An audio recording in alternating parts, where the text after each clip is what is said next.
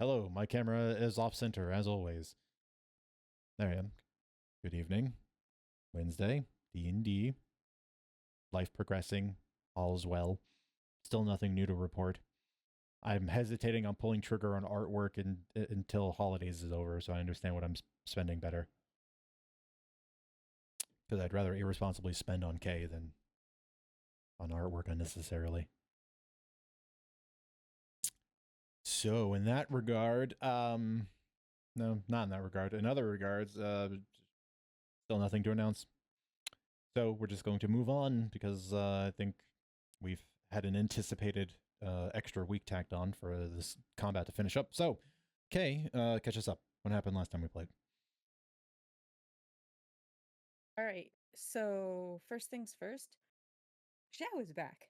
Yay! No longer Here I am. absent. Welcome back. Yay. Thank you. So what we did is I guess the finish to the session before that, we had reviewed our cottage and then made our way to I don't know what it's called. We were basically given a direction. We grouped up with White Cross Company and we set out from Hope Prevails. We were given 4 options of 4 different areas that were taken over by bandits, and we selected Mist Meadow. Settlements, thank you. We got a bunch of names from various White Cross of the 3 different White Cross Company groups. I used an acronym. Oh my goodness, I should have actually written that down. OTF. What's an OTF? Operational Task Force. That's the one. 3 operational task forces and us. We set out, like I said, we found a cave to rest in overnight, and then in the morning set out to our respective settlements. When we got there, we found out that this place is known for their wine. It's rather expensive. Roz believes that she will be the judge of how good this wine actually is. We don't believe her. Well, Titan doesn't believe her. The rest of us know nothing. Know nothing of the contrary, I should say. And we were also told that the Red Blades, which will be in this, or if we meet up with Red Blades, which we did, are ruthless. They aren't fond of talking, and we might as well just kill them. Because they're certainly going to do that to us. Which is kind of in the middle of what's happening. Before we ran in, Audie cast Augury. We found out that things won't go completely terribly, but they'll probably won't go surprisingly well, which is a kind of middling. About as well as we can expect. We're currently in the middle of that fight. Garrett, 9 lives, 8 lives. How many lives is he at? 9 lives. 8. He's at 8. He's at 8. Okay, he stepped out of the tavern and went back. We've got a witch to the north, and yeah, some of us are worse than others. Mm-hmm. That's where I end my recap. Does anybody have anything they want to add? Nope. Seemed like everything to me. Okay. In which case, we will just start again at the top of the initiative. Party hopped in to Mist Meadow over the wall, right into the camp where many of the Red Blades were located. Extremely brutal skirmish took place. And now that the numbers have been thinned, priority has been turned onto the Red Blades Blood Witch atop the hill where the statue is. That does not absolutely look like Corona. So we're going to start at the top of the initiative with Lilith. Oh boy. Yeah, no pressure. Ow. Reasonable reaction. Well, just gonna go up next to Audie behind this tent and bonus action try to hide from the people up there.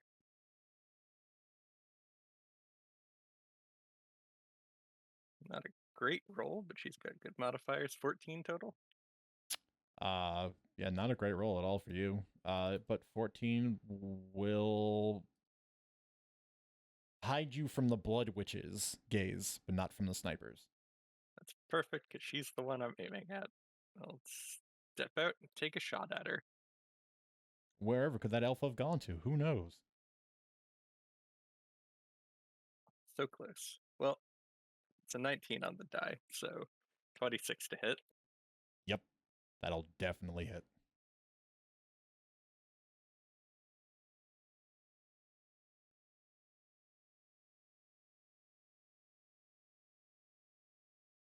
For 24 points of damage. That's pretty good.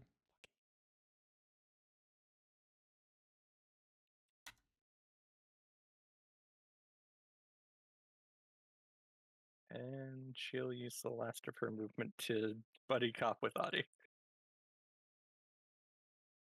A good choice. That is her turn. Okay.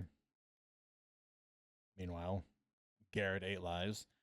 Just to catch Zhao up on this, there's a good reason why you wouldn't recognize Garrett, but Garrett is the bandit that you all ran into in the small town the last time you encountered bandits.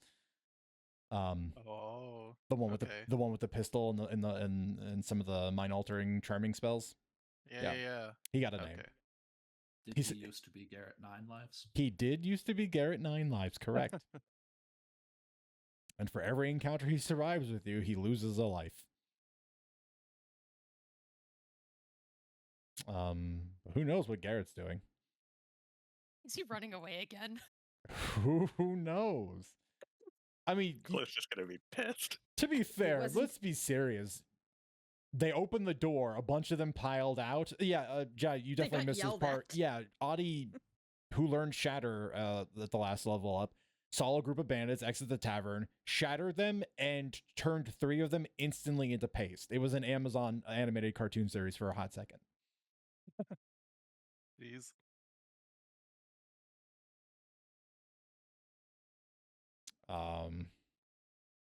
Yep. Okay. Also, don't be alarmed at the fact that I gave the Blood Witch a name. Recruitable. Get her. Because I totally did. Okay. Well, got a bunch of people behind cover. But she can definitely still spy you, Roz.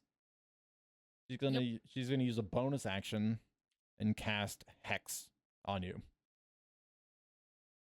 All right. Which stat is she hexing? Strength. Figures. She sees you lumbering up here in your heavy armor and your shield. Mm-hmm.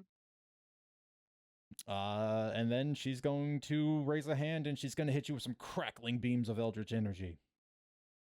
All right.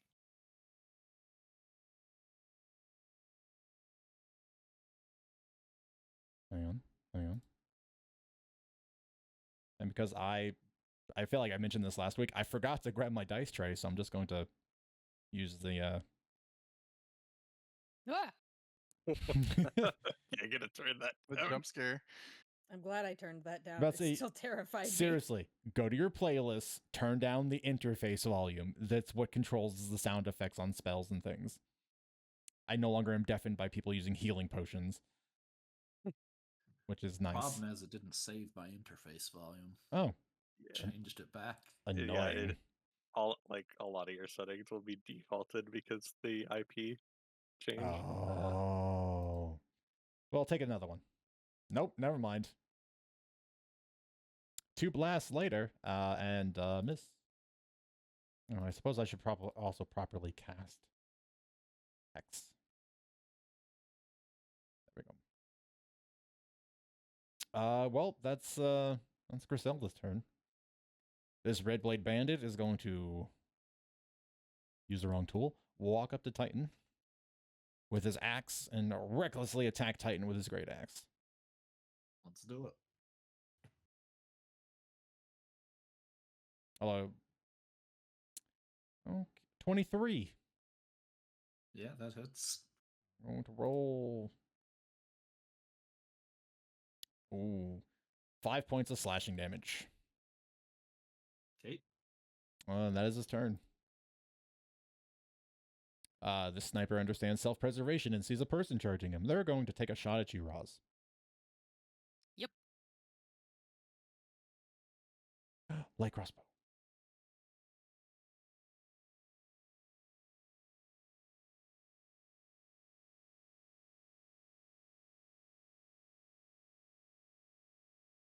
$20 to hit. That is my AC. Okay. I'm going to shield. I'm about to say, you going to do anything about it? Yeah, I'm going to shield. Okay. You'll throw up the shield, and barrier force energy springs up, and the crossbow bolt pings off of the nearly invisible magic. Melody. All right. I need to take some measurements to see who's where and what. Okay, she's there. They're there. Okay. Sorry, Lilith. Gonna have to break Buddy Cop just because I need the 5 feet for a brief second. But I don't think that's gonna matter because it's gonna be 5 and 10. I need 15. Can I do that without being in their attack of opportunity when I jump back? As long as you stay where you are, yeah. Okay. Means that you basically just don't want to be in these spaces. Basically. So with Audie being there and Roz about to you know, do that and run up and cause problems, she's going to let out an ear-piercing shriek and cast Shatter right here, Okay. which is at the 60-foot range. Mm-hmm. Mm-hmm. So everybody there needs to Make a con save. make a con save. Go AoE spells, go. Hey, they clustered up. I will happily punish that. In their defense, they've been clustered Yeah, I wasn't in range yet. Save us, Audi 1 Kenobi. up. Okay. The first sniper fails. The second sniper succeeds with a natural 20. And Griselda will succeed with a 17. Oh, she would. But they still take half damage. Yes. So let's roll some 2d damage. 2d8, 3d8. 3d8. Just don't be like my one friend from another game that roll all ones. Why'd you put that on me? Why would you do that? Because I watched it Roll. happen, and I genuinely didn't believe I'd ever like see something like that occur, and it did. So Yeah, well, not so much. Almost max damage, 2 8s and a 7. oh, wow. So that's 25. 23. Wait, who did math? You did. You did it correct. I did it wrong. It's 23. Do not challenge my math. Can't even hit 25. No, I cannot. Literally impossible. 23, right? Nothing to add to that. 23. No. 23 points of damage, 11 points to Griselda. Splat. We like splat. Yeah, the snipers Oh. do not have a lot of HP. Excellent. To which then, let me Oh, mark neat. off that second level spell. Con To save. which then, Hex is fine. con save? Yeah, for her. Oh, A second con save for Hex.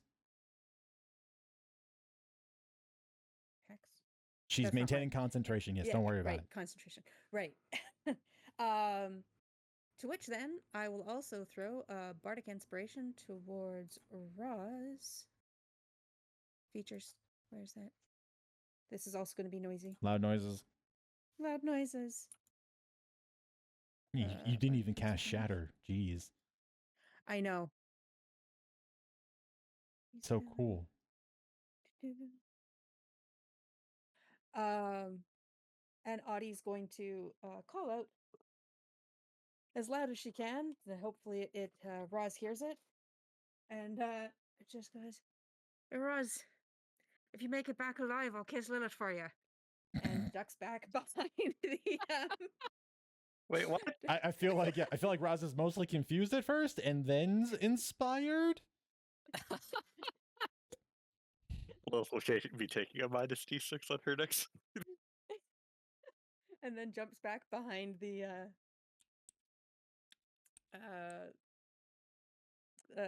tent. There we go. And I think that's my all my action economy. Okay, Titan. Well, I got 2 guys on me. It's a start attack. One of them recklessly attacked, so I'll Yeah, take this fellow advantage of here. that.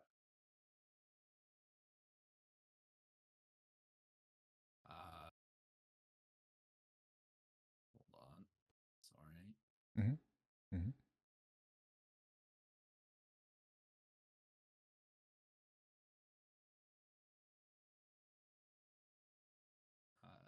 21 to hit. Oh yeah, that'll do it.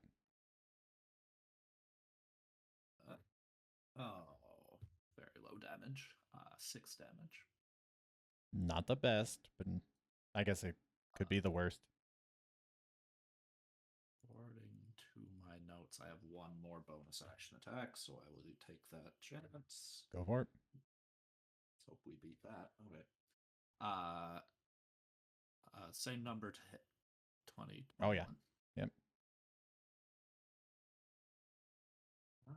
Titan is feeling the wear and tear of going down and coming up a couple times now. 7 damage. All right, still respectable, still chipping away.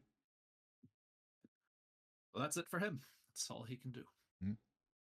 A battle of brutes in this scenario. Basically, the bandits have just moved up and they're just bullying Titan back and forth, despite Titan's immense strength, and it's enough to throw you off kilter. You're still hitting attacks, but you're not, landing any lethal blows just yet. Yeah. Which we will see. This guy will attack recklessly.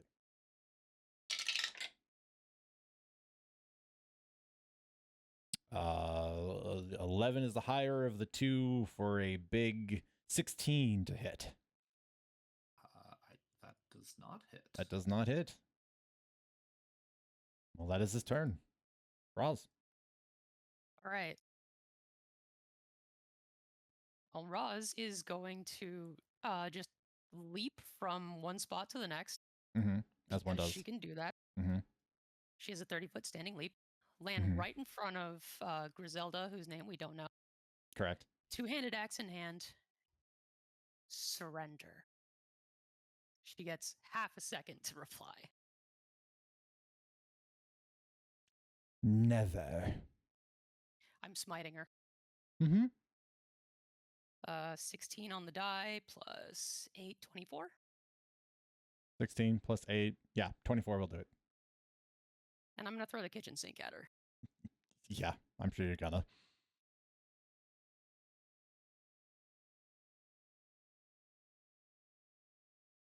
Didn't roll that well. 6 plus 7, 13. Plus 5, 18, 21, 22. Plus 8, 30 damage. I mean, good, but yeah, you definitely rolled lower than I expected you to. Concentration check. Still fine there. She also needs to make a strength save or be knocked back 10 feet and prone. Okay. Let's Oop. Well, yeah, that is a fail. So she's gonna go boop, boop. And then she's going to hit the deck. The rest of my movement to stride on up. Mm-hmm. That's my turn. Lilith. Lilith will bonus action hide. Mm-hmm. Oh, even worse. 12. That's very bad. Okay, it plays into what's happening as she peeks out from cover and probably can't see the witch anymore from this angle. Yeah, so you have disadvantage on the attack, and she has 3/4 cover. You could still take a shot at her, but it's going to be extremely hard. Oh, I missed it, so that's my fault. Never mind. Go on. I'm just going to use a reaction spell, and I forgot. Yeah, Lilith knows to take her shots where she can get them. She's going to pivot her aim to the guy who reckless attacked, so it doesn't matter. It doesn't matter. And an ally's within 5 feet, So screw that guy. Yeah. That'll be an 18 total to hit. Yep. Big old broad targets here.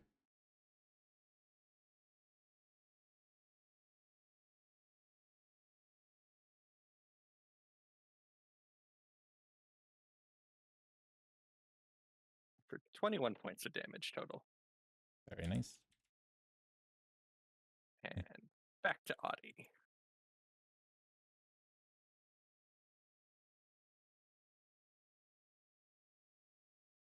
Meanwhile, Garrett.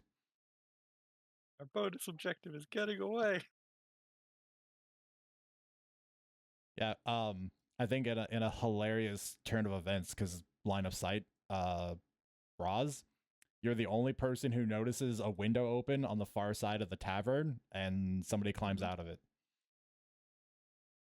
Yeah. You likewise notice there's a small parade of bandits that are behind him doing the same thing. I'm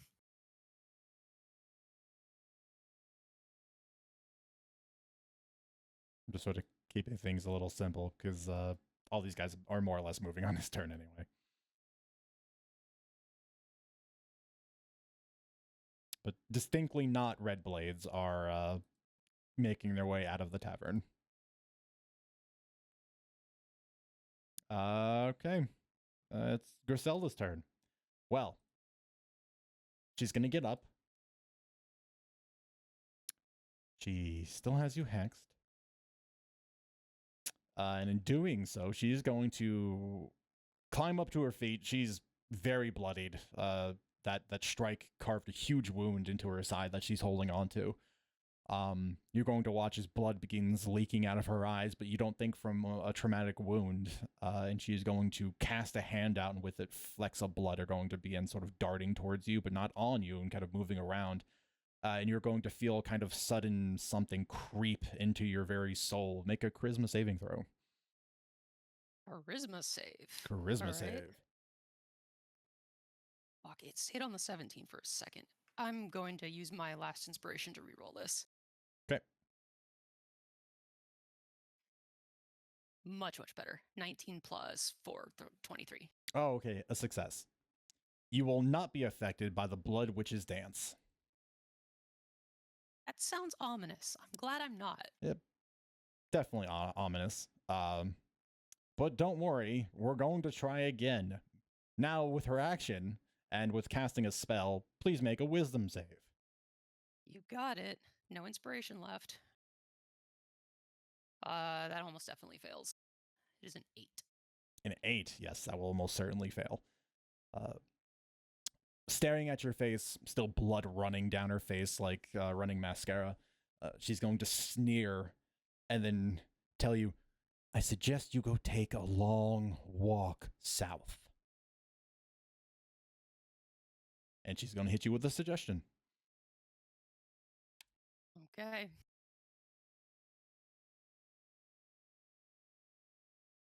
And that's her turn. The bandit. Reckless attack Titan.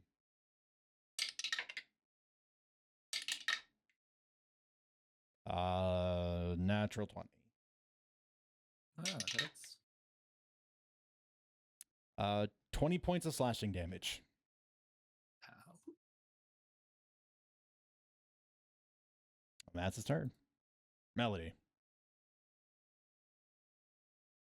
All right. Well, Titan is getting ganged up on, so Audie is going to use her crossbow to try and aid that a bit, because I think the Red Witch is also well out of my range. I mean, you could still shoot her with a crossbow. Again, the At shots. disadvantage. The shots. No longer. Well, the short increment of your crossbow is 80. She's within that. She has cover, but no longer disadvantage because she's not prone. Right. I still think I want to help Titan out here, because if we can all converge, then Fair enough. that might not be a bad thing. So I'm going to use my True Strike on my crossbow and go away for 2 weeks, and I forget where everything is. It It's because I don't have anything favorited anymore. I need to fix that. Anyway. Crossbow.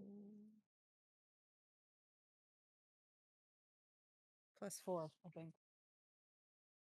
And we're gonna 4 plus strike- proficiency, so it's a +6. You can cast True Strike. I am. I'm gonna cast my True Strike Do it. It should on work. myself. Probably. You should probably still target somebody first. Oh yeah, myself. It's because it's still gonna play whatever it does. True Strike. Or not. Maybe I didn't target myself. Regardless. Okay. Oh, it's because it wants me to roll the damage. I don't want to do that. I like rolling my dice. Well, yes. You could have done it for the animation. Okay, I can still do that. No, it's fine. Roll the dice. Okay. I don't care that much. That's okay. I probably didn't hit. Because that's a 5 plus you said 6. charisma plus 6. It's gonna be charisma plus your proficiency modifier. Oh, so that's 5 plus 7. 5 plus 2. Your proficiency bonus is 2. Yes, and I rolled a 5. Plus Yeah, 5. So it's 12. You're correct. Yeah. So it's 12. Which unfortunately, wait, hang on. You're attacking this guy. He's recklessly attacked. Did you roll at advantage? I did not. You should, I should. because you will miss him by 1 otherwise. Oh, excellent. That's a 17 to hit. Yeah, it'll definitely hit. Excellent. But you literally had to roll any number higher than that. So then I attack with 1d6. Oh my goodness. I updated the spell. Right? It's 1d. Oh no. It's just whatever your crossbow is damage my is right now. crossbow, Yeah. You don't get additional damage yet. Crossbow. Which I think is 1d8. It is 1d8.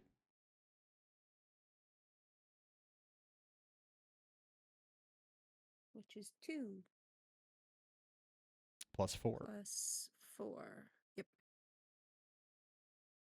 Okay. Well, it is So 6 points of damage. it is there. exactly the amount of damage you needed to kill him. Cool. And let's fire some bardic inspiration towards Titan then, because that's always a good idea to have people with some inspiration on them. You've got it. You should use it. Mm-hmm.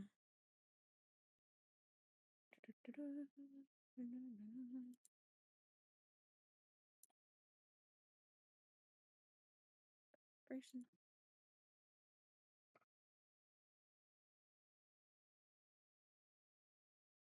So inspiring. All right, Titan, one down, one to go. You got this one.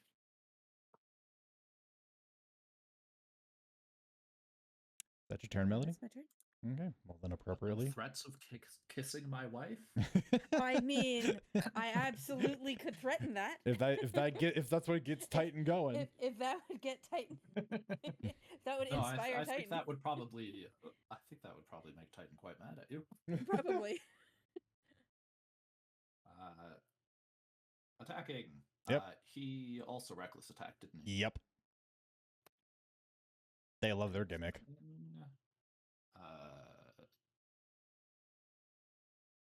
22 to hit. Oh, yeah.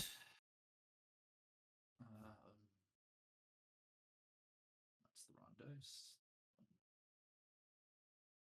There we go. 13 damage. Very nice. But I have no more bonus attacks. So that's it for Titan. Okay. Yeah. Big swinging claw strike across his chest. Yeah.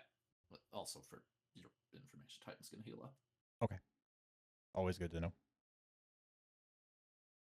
In which case, it's the bandit's turn. So we're going to see if that healing sticks or not. Going to recklessly attack Titan. 21 to hit. That hits. Oh, big. 14 slashing damage.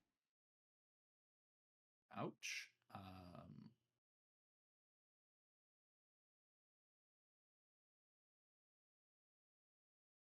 But that is his turn. Roz.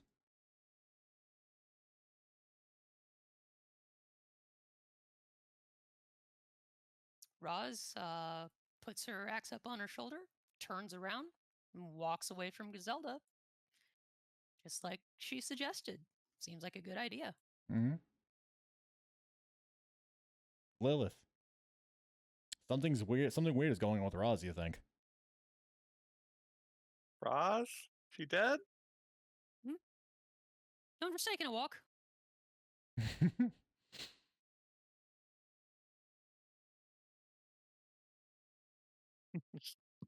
I don't think she has the time to really think about what's going on too much, but she understands that is odd. Mm-hmm. Just gonna shoot at this guy. See if we can finish off all the other ones. Not great. Just got to beat it. 15 to hit? Yeah, just got to beat a 13. And remember, it's at advantage. Yeah, that was at advantage. Oof. That's rough, buddy. 19 points of damage. Good. Still alive. They are chonky boys. Rest of her 25 feet here. Hey, wait a minute. Mm-hmm. She's got nothing to do with that yet, though, so she's gonna take cover behind this cart with a bonus action dash. Mm-hmm. Speaking of. Up. This bastard. Up. And not just 2 bandits, but 3, 4,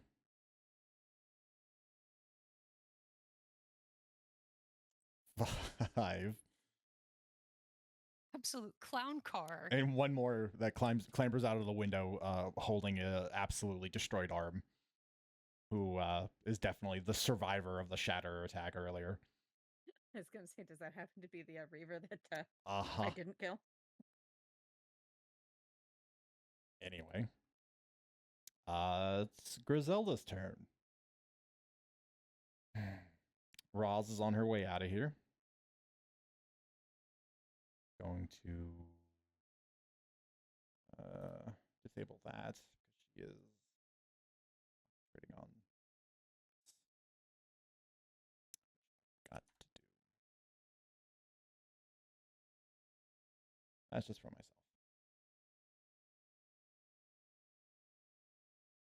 Oh, spooky. That's not ominous. I should really just cast spells more often. Well, the good news is I'm gonna, I guess. So, I mean, Lilith, you're right there. It'd be a very hard shot, though.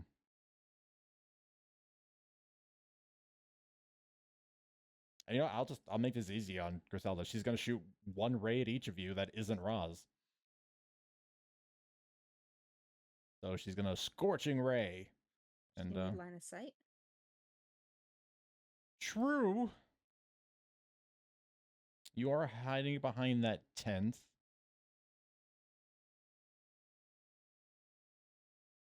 Yeah. I mean, you're not hiding, so she knows you're there, but it's not reliable. All right. Yeah, well, I wasn't sure if it was a location or if it was she had to see me. It's sight. That's fine. I'll shoot Lilith twice and Titan once. Sorry.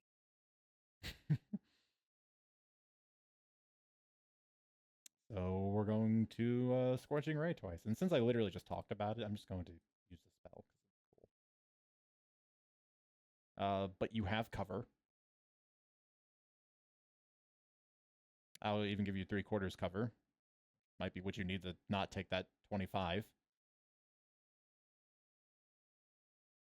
Kind of covered. 3/4 cover is +5 to your AC. Yeah, little AC ain't that high, unfortunately, so that's gonna hit.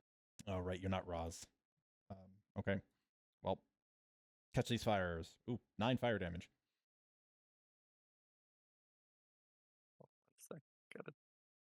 You know what? I will. Just to spite her as I'm going down. Uh-huh.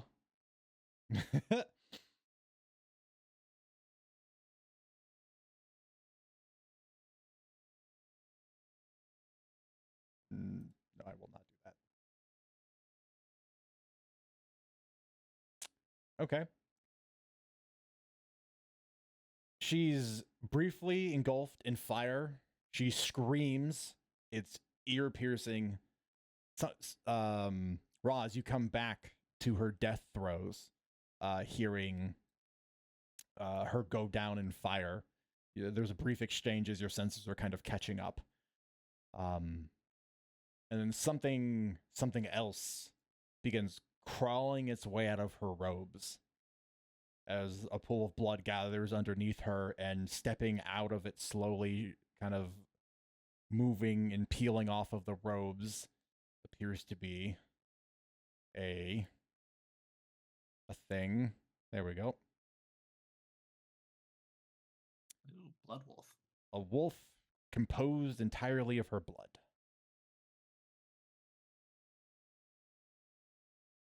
It lets out a long, piercing howl. There are several shrieks of concern from the east, hilariously. And it gets added to the initiative.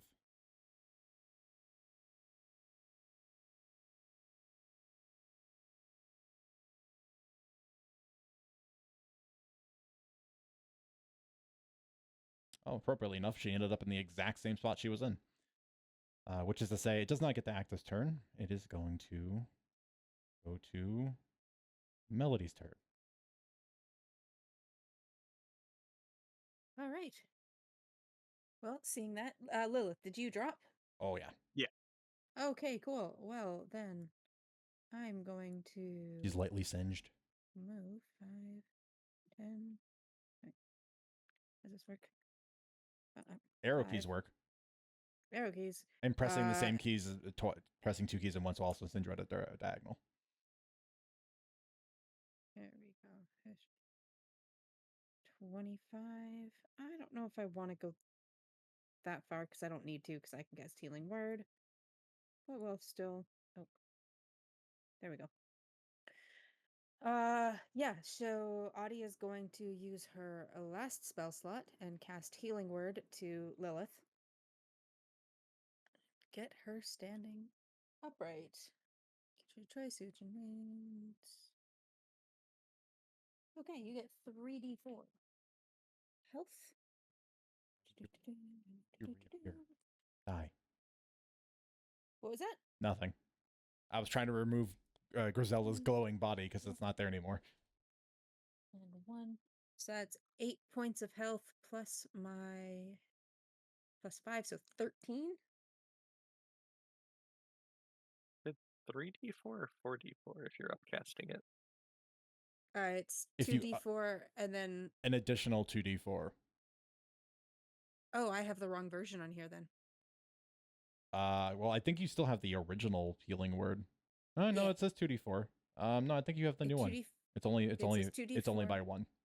by 1 at higher levels. Yeah. Yeah, cure wounds upcasts at 2d at an additional 2 dice per spell level. Wow. I think that was their choice to make cure wounds a more appealing choice over the long range you get from Right. from healing word. Which, to be fair, is actually a pretty good choice. Oh, no. That is correct. I only had half of it for some reason. I must have modified that manually. Oh, yeah, you know what? That is a Using possibility. 2d4 for each spell slot. So another Okay, there you go. Take another d4. Plus 2. And How I'm much going was to 15 total. 15 total. Nice. Go.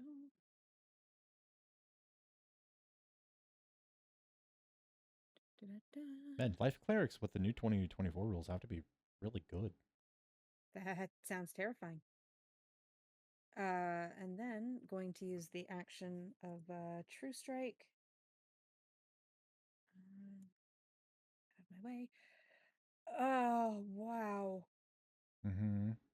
we're gonna shoot the blood wolf, I think, because it looks very scary. That's Versus the bandit looks less scary. your choice. Yeah. 20. 20. 17 plus a bunch to hit. Yep, that hits. I figured.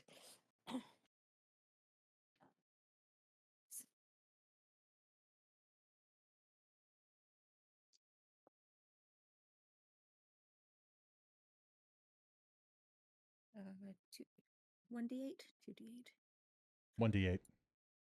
1d8. 1d8, so that was 8 plus 4, 12. Oh, and it would have been with a no. What does True Strike give me again? Nothing. Oh, it gives me my nothing right now. Yeah, it lets you make a weapon attack with your spellcasting modifier instead. That's all it does right now. Okay. Yes. And that's your turn, Melody? Yep. Is it out there in the open? Okay. Titan. Just before I start, I think I missed the resolution of the Scorching Ray on Titan. Was that a hit? Oh, you're right. No, I knocked out Lilith and just moved on. If you didn't already have 2 points of inspiration, I'd give you one.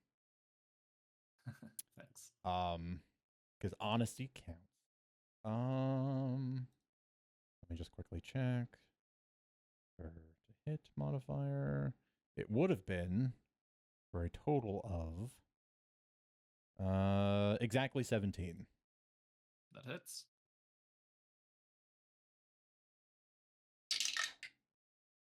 Six points of fire damage. Okay, thank you. Mm-hmm. No, thank you.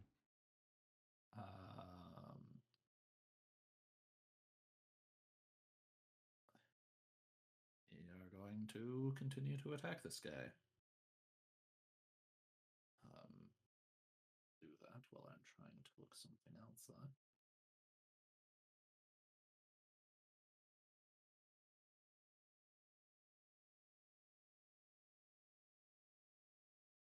15 to hit. That hits. Okay. Hooray. For 10 damage. Sufficient enough. Exciting. Then Titan's going to move. Probably to about there. That's it for his turn. Okay. Roz, you snap back to your senses. Snap back to reality. Okay. I think Roz is going to. She's finally going to stop using a two-handed weapon. She's going to get her shield out, action to equip it. So she goes up to 22 AC. And just get next to the Blood Wolf, which feels great. You're fine. You're very healthy. Yeah.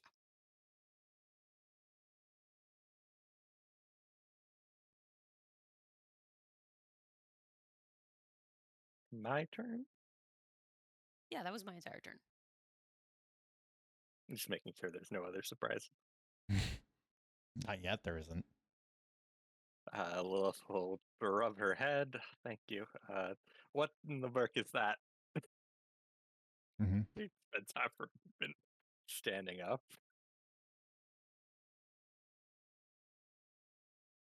Grabs her bow.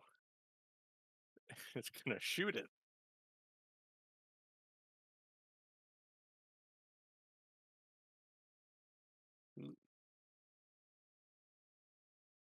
Well, To hit? yeah, No, that doesn't hit. not a great shot. No, Lilith is a little rattled. Little rattled. Gonna take a step back and bonus action hide, so that she can be hidden, for the rest of the initiative. Mm-hmm. Mm-hmm. Assuming my dice would roll above a 10 today.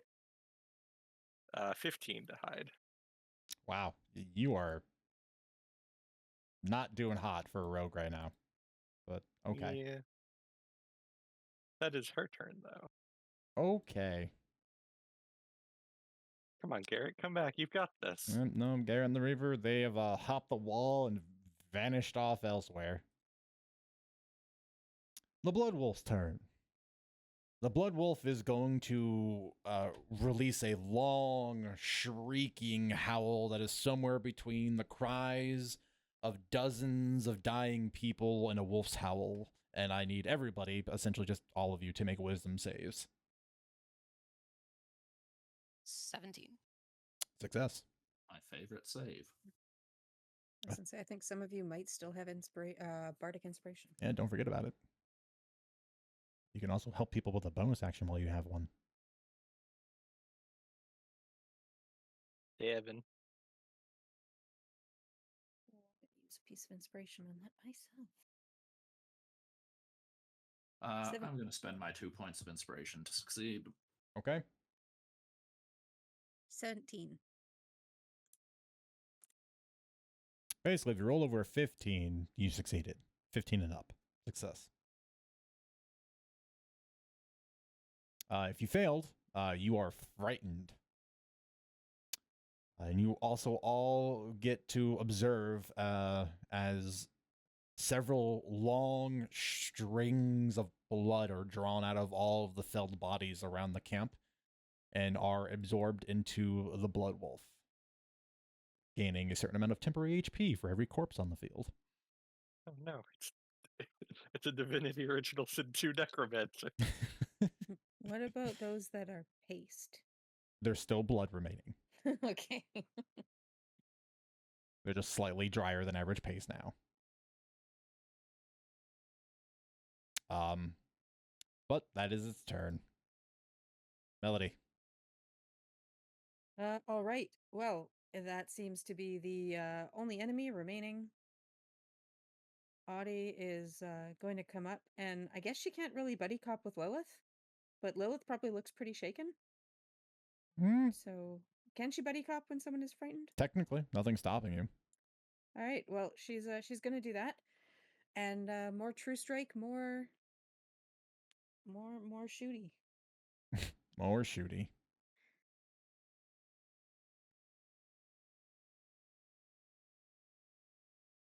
It's a 19 plus. Yep. 4.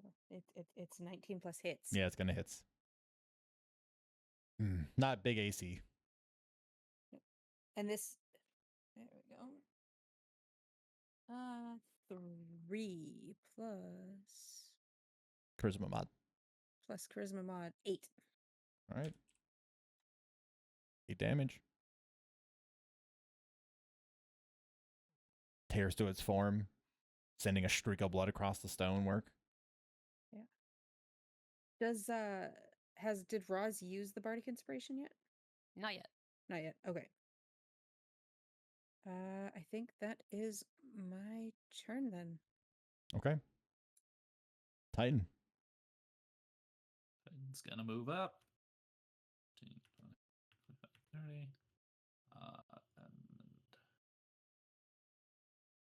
And is in range of a breath weapon. So we're going to breath weapon. Nice. I will roll a con save. It is a con save, yeah. Natural 1.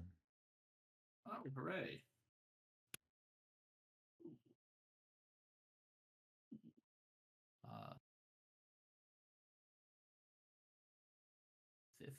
15 cold damage. Oh, wow. Nice. Big hit. I rolled nearly max. Wait, hang on. Because we've been talking about animations. I know this one has one, and it's really cool.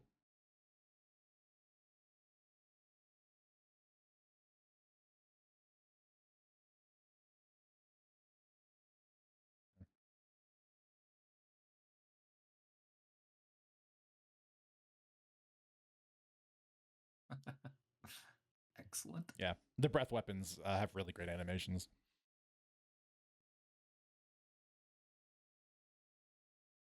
Maybe one day I'll learn how to use them. That's the end of Titan's turn. We can do a little tutorial later. Oh, Okay. Yeah, Titan, you march up the hill, closing the gap. In doing so, you're kind of gathering your breath, gathering your muscles, gathering your energy into your core. And as you get there, you just hit this great peak where you release it at the end of your stride, sort of bracing yourself, and just streaks of ice and crystals streak up across the stonework until it begins coating the wolf. Sections of it kind of freeze and fall away in chunks and shattering into small little pools of blood as it rapidly melts. Roz. All right. Roz, before I forget, is going to use her bonus action from Audie's very helpful Bardic Inspiration to give Titan advantage with a help action. Just kind of like banging her shield and going, "You and me, you're mine." Like a taunt. Drop her axe, draw her longsword so she's got a one-handed weapon, and give her a swing. 19 to hit? 19 will hit. 9 damage. Damage has gone way down with a one-handed weapon. It will do that. Roz, you're going to take 9 necrotic damage. Okay.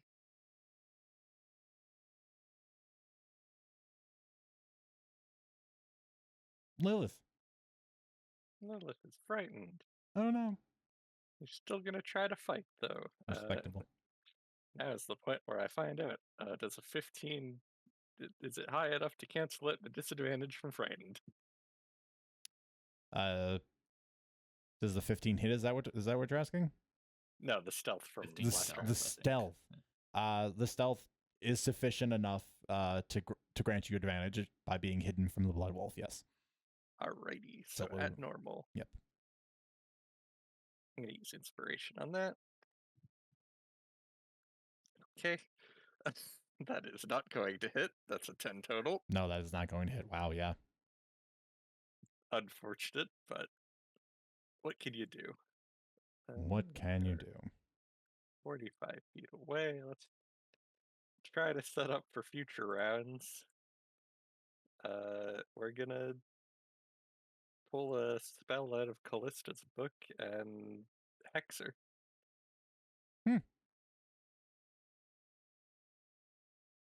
Oh, well, Spooky. that is my bonus action, and that is my turn. Okay. We're not going to talk about these people anymore. All right. The blood wolf's turn. Strength, by the way. Understood. It's going to attack you, Roz. Big surprise. Yep. It is going to lash out with a snapping maw and is going to attempt to bite you.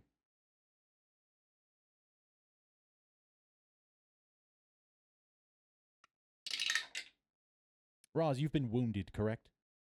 That is correct. Okay. We're going to go for a 22 to hit. That is Roz's AC, and I have no spell slots left.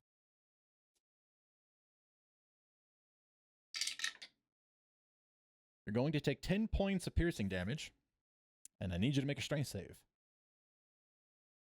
All right.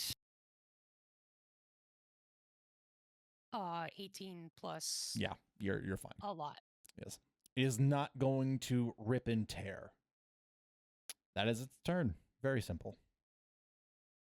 Melody. Okay, we are going to True Strike. Mm-hmm. I thought as you might. well. Yeah, I also realized I could be doing radiant damage, so we're going to be doing that. You can, in fact, change it. Yes. We're going to do some radiant damage. Mm-hmm. Mm-hmm. Mm-hmm. We're going to use our other inspiration to not roll a nat one. Mm-hmm. Mm-hmm. And instead roll a, because I can use my charisma modifier plus 2 proficiency. So 15? 15 will hit. 15 will hit? Yep. Oh, excellent. And 5 damage plus 5 charisma for 10. 10 radiant damage. And realizing Lilith looks a little shaken up, and possibly correlating it to the spell, or possibly correlating it to the fact that she suggested that to Roz that she was going to kiss Lilith. She just go, oh my goodness, I didn't ask if you were okay with that. Roz, change of plans. If you survive, I'll kiss you instead, and is going to try and inspire Lilith with that to like take the pressure off her. This is. I'm sure it's gonna work eventually. But Lilith, you also get a bardic inspiration. Yay. Doo-doo-doo. Can't believe Audie's gonna go around kissing girls. I could hellish rebuke Audie. If it means people lives, she will absolutely.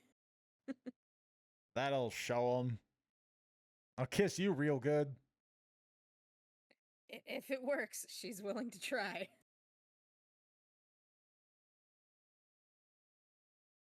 Hmm. But that's my turn.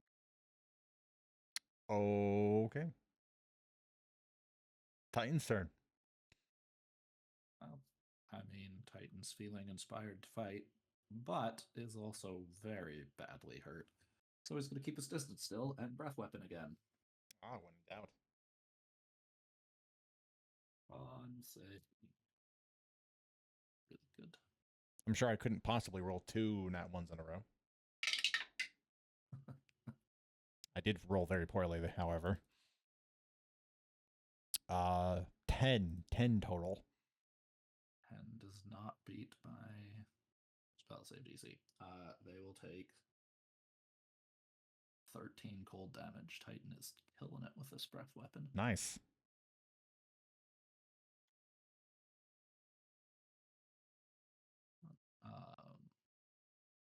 Moved a little bit.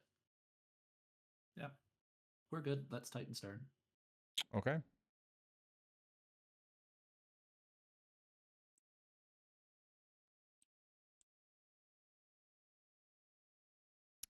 Next up is Roswin.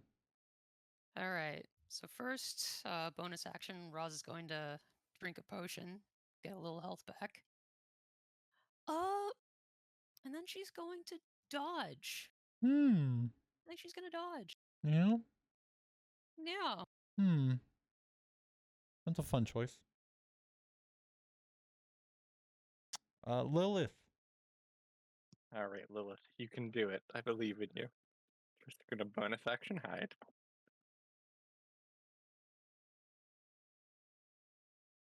Gonna use inspiration on that nat one. Refuse. Okay, that's one more than my other stealth checks, so I know it at least gives me the normalized. Then she is going to shoot. Oh, thank God. Okay, 17 on the die will definitely hit. Yes, finally. You can do it.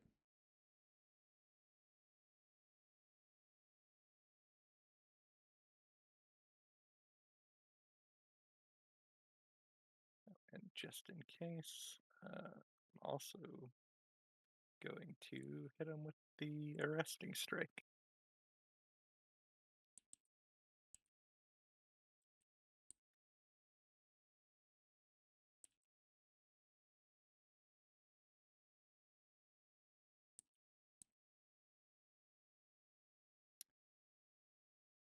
The arresting strike will succeed. Nice.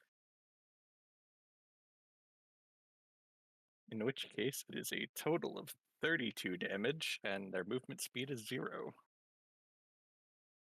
Wow. Okay. So many d6s. Oh.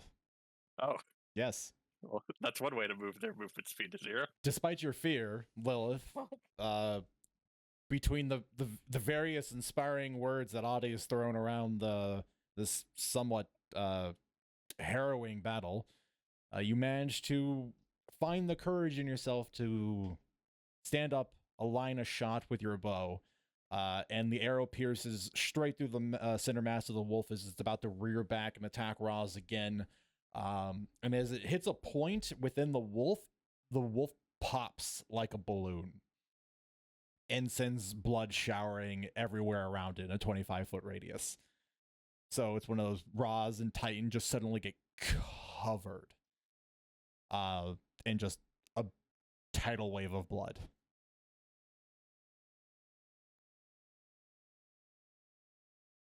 But that was the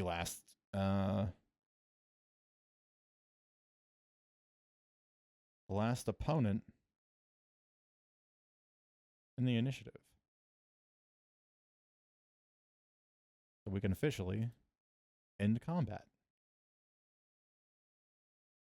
I assume the frighten falls off when it's dead. Yes.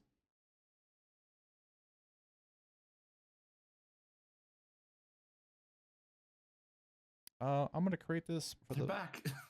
yeah. I'm gonna create this for the sake of, in case you all ask me to take all of the stuff off of all of the bodies here.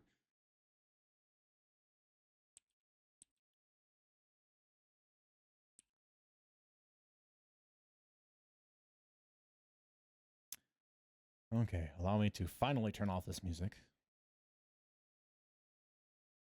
And we're just going to go back to all reliable.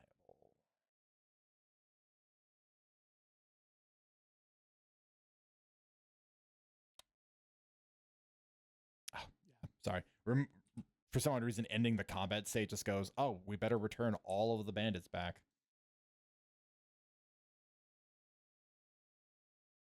Okay. Weird. With the final arrow lancing through the wolf and it exploding into a shower of blood raining over Roz and Titan, it appears as if no more combatants are within range. And for a brief moment, you find yourselves safe. Both Roz and Lilith, you were able to confirm that there was a bit of a dog pile over the eastern wall of Mist Meadow of several bandits that seem to have fled the scene, ones that had been inhabiting the bar and chose to not continue fighting and instead leave.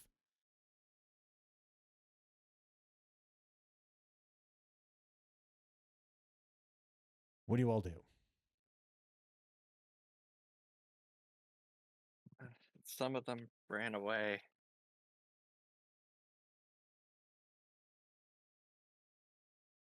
Titan just looks at you and says, I cannot pursue them.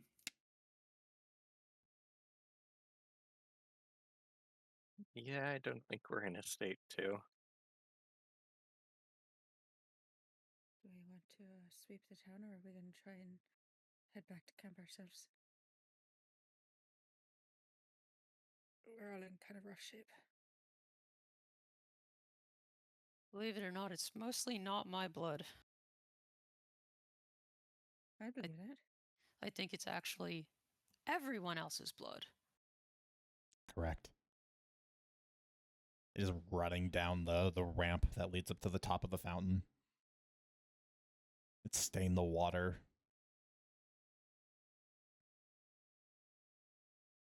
Anyone notice this statue looks weirdly like Corona? No, didn't notice that. What do you mean? Shoulders are way too Points broad. out, look at its face. Hadn't noticed. Whatever. Maybe I'm just woozy from the blood loss. Well, Yeah. how about we see if there's any of that wine left, since it apparently has healing properties. Give ourselves some time to bandage these wounds. Anything left of that witch other than a bloody mess? I Yes. guess I'll look through it since I'm already covered in blood.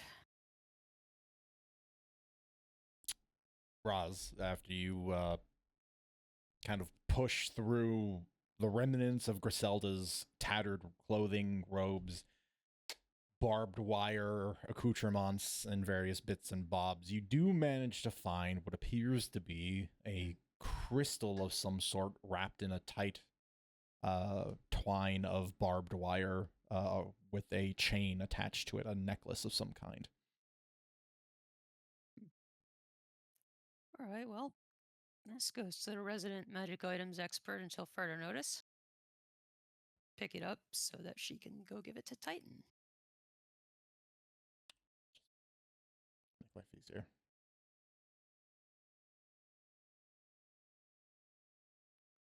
Sure. Let's see what it is. I will add it to your inventory. And then you can do the thing where you go, I'm an inventor, I identify it. Yep. In which case, I will just go over here and hit identify.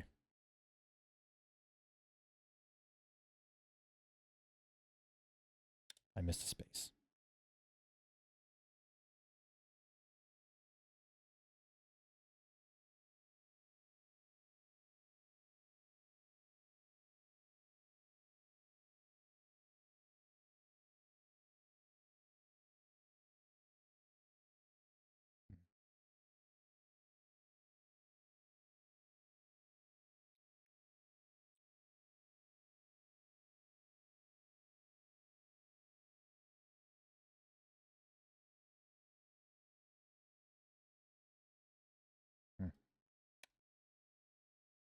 Apparently, I left some errant text in there disregarded. I have now tidied it up.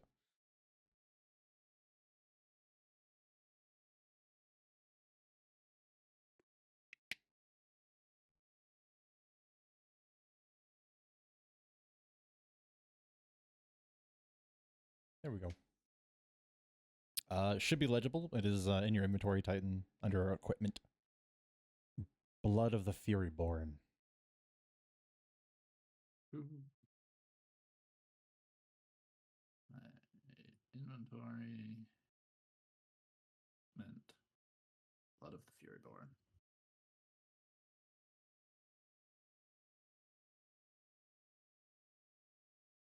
Also, sorry, Audie, real quick. Did you say that you were going to kiss Lilith? What? You said yes, that. I did. I did say She that. also said she was going to kiss you. Yes, but that's because She you did? were floundering. I said, yeah, Lilith looked like she choked the moment I said that I would kiss her. And so I said, well, maybe we'll scratch that and I'll kiss you. And then she killed the wolf. So I think it worked. Huh.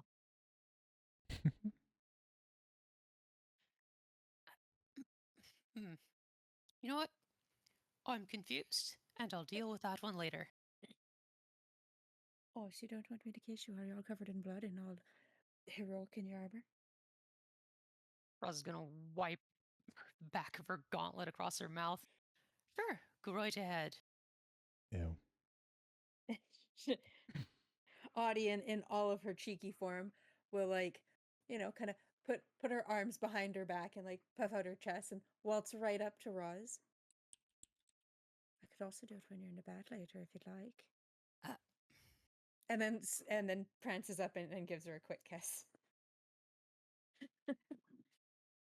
There is no way in hell Roz expected to be kissed right now. She is blushing, which you cannot see because Nope. she's covered in blood. It's too much everything else. Yeah, we're like, it's like horror movies level. You're covered in, like, head to toe, everything is red.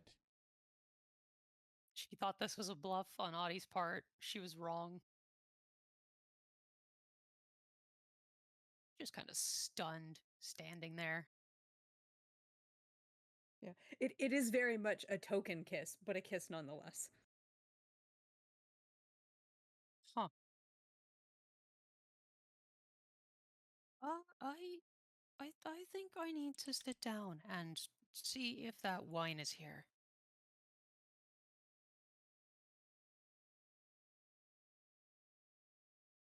I'm gonna do that.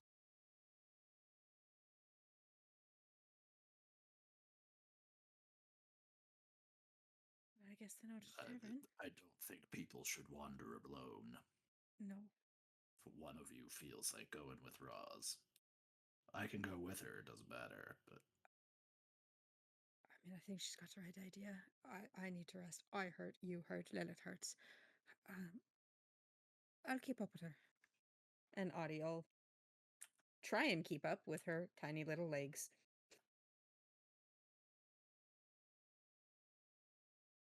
Yeah, how tall is Audie? She gets shorter every time we talk I about this. know. I think we settled on 4'6", 4'8", 5 feet. That I is Pick one. don't know. I don't Right, know. no, right now, pick a height. You're now going to be that. I will now be that height from here forth. Pick a I'm height. gonna hold you to it. Okay. Let me make sure I haven't added anything to my sheet yet, which I don't think I have. That's it. I was going to go add it to your sheet.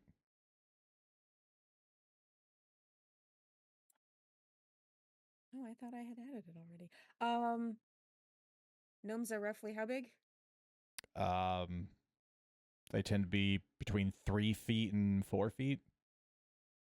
Okay, we will say that she is 4'10" for the human side of her, makes her a bit taller. Okay, we're gonna hold you to this one. She's Yeah. 4'10". I'm 4'10". In your sheet. Excellent.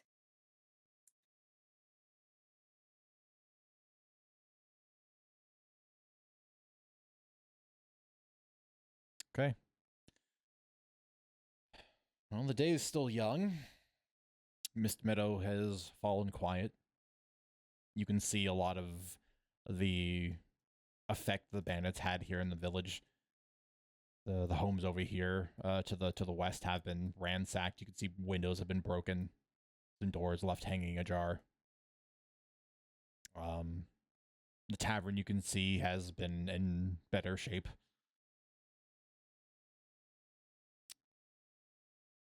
As for you, Roz, who has kind of trundled your way in, you can tell that the place has been heavily lived in as of late. So much so you can tell that the bandits here were quite lazy. They didn't bother to go gather firewood. They just broke up furniture and have been using it. They've had food and things sort of stacked in spots all haphazardly, with no concern for food safety. But there's plenty of bottles, some empty and discarded along the floor or along the bar, but tons on a shelf behind the counter, along with a cask.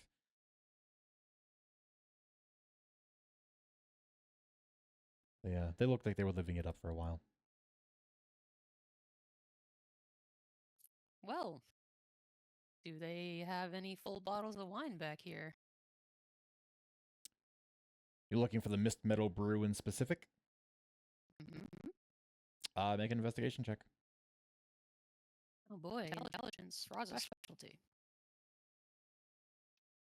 7. 7. You find lots of bottles of wine, but none of the uniquely Mist Meadow label.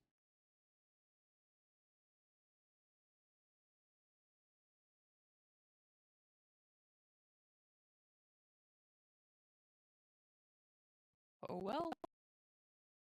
See if any of them are any good. Yeah, Run through and do samples. yeah, plenty of bottles of wine here. A lot of them pretty good, but nothing to write home about. Nothing super special. I mean, are you just like pulling bottles, popping a cork, swig, taking a swig, and going and then moving on to the next? And then going, oh, it's trash. It tastes like it's gone sour, and hucking the bottle over her shoulder and going to the next one. It just begins glugging out onto the floor. Fair. Yeah, I don't think any of them have ever hit you in such a way that you're like, oh, this is the worst experience I've ever had. Roll a percentile die. We're gonna see if you hit into a good one out of happenstance. 76. 76. You go through rolls dice. You go through 7 bottles, end up across the floor, rolling off of the bar top, again, just spilling wine onto the floor, into the furniture. But on the 7th bottle, you pull one. It's good. It's really good. Probably one of the better bottles of wine you've ever tasted. Smells all right. Does it have a label on it? It does. It's from the Blood and Iron Brewery from Utgard.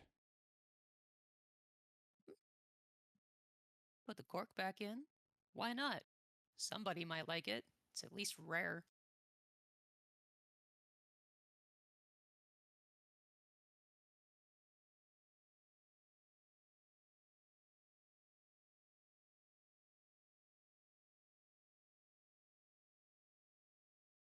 What's everyone else doing? Great question. What is everybody else doing?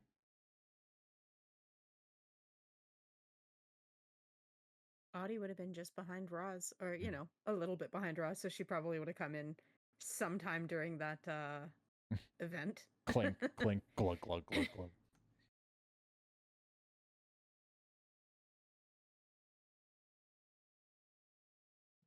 Could we go check out the other buildings, or Sure, let's go take a look around, kid.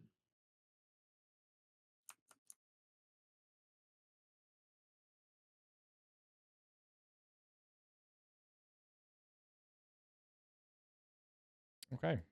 Well, Lilith, Titan, you head to the west side of the village, while Roz and Melody headed to the tavern. Which home of the three will you select?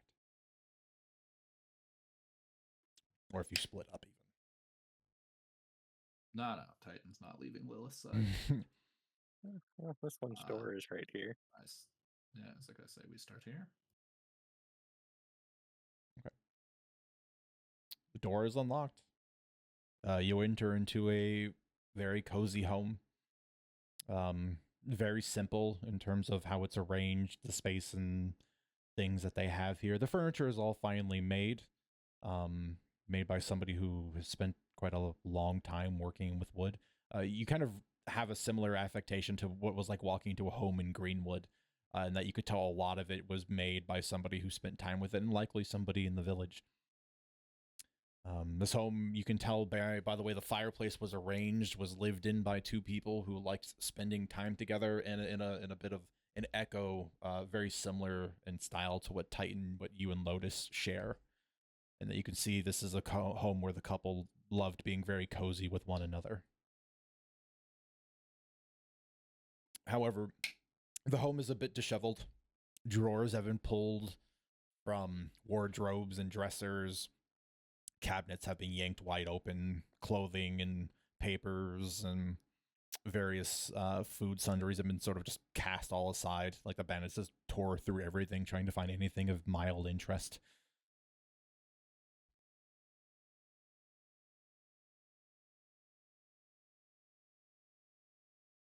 If you too would like to see if you could find anything of mild interest, you can make an investigation check. Well, we'll look around. Titan will assist.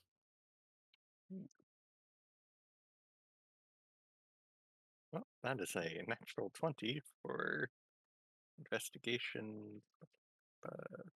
28. Okay. So you two, with your keen observational skills, take a little bit of time in this home. You manage to discover a couple of things. One, a personal journal, which tells you about the inhabitants. A Mary and Bethany that were essentially the pseudo leaders for Mist Meadow. One is the family who has the recipe and is responsible for the Mist Meadow wine.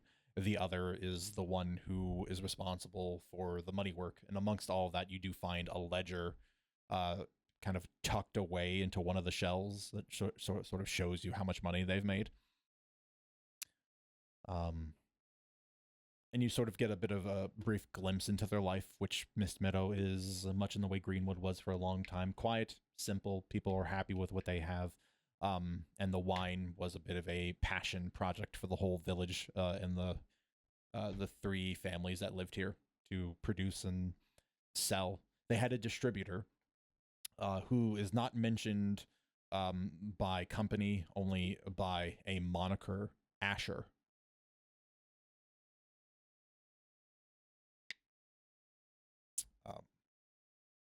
However, and more importantly, as you go through all the things, you sweep aside all the other various papers and things that have been sort of scattered about. You check all the various edges and corners, just sort of seeing what the bandits maybe were in such a hurry to try to find. You find underneath one of the stone tiles, underneath the rug, near the fireplace, the tile lifts out, and inside is a chest. And as Titan hefts it out, because Titan has to, it's quite heavy, and there's a distinct slosh of metal clinking onto metal. And you are familiar with the sound of a lot of coins being stacked into a tight space. The chest itself is locked. You did not succeed in finding the key.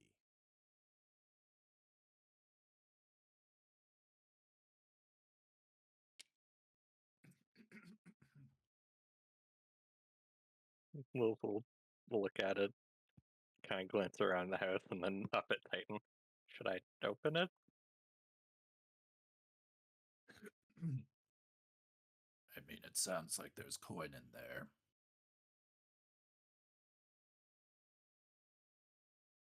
I don't think we need to count it right away. We could probably wait. Fair enough. And, I doubt it, but if they were any sort of spellcasters, they could always put traps on it, and I can't afford an explosion in the face right now. Yeah, doesn't sound like a good time for me either.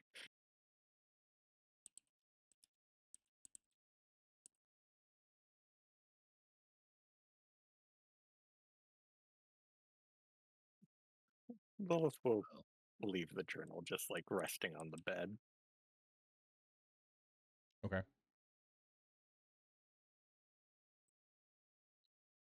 Should we move to the next house then? sure. Let's check the next house.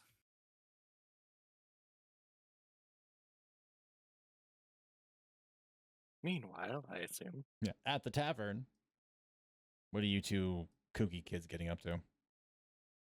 Well, after failing to find any Mist Meadow wine and finding only one decent bottle, Roz is just going to gather up a few bottles. She did promise someone that she would get them a few bottles of wine whenever she sees Kalsang again. Mm-hmm. And I guess start looking through the bandits' living quarters. Sure. See if they left anything behind. Melody? Yeah, I think Melody would be watching Roz kind of rummage through the wine and is satisfied with one. Um, can I try and like grab one of the bottles that she tosses to be like, does this taste weird at all, or is it You all could, gone sour? I mean, you can pick up one of the bottles because of the shape of the wine bottle, right? It'll never completely drain. Okay. So you can pick up a bottle or two here or there and try them. Yeah. They're not bad wine. They're not selling vinegar to people here. Mist Meadow had a little bit of standard of living, especially when it comes to wine. It's all serviceable. It's like a good $20 bottle of wine kind of thing. It's like they're not the best you'll ever have, but they're still fine. They're good.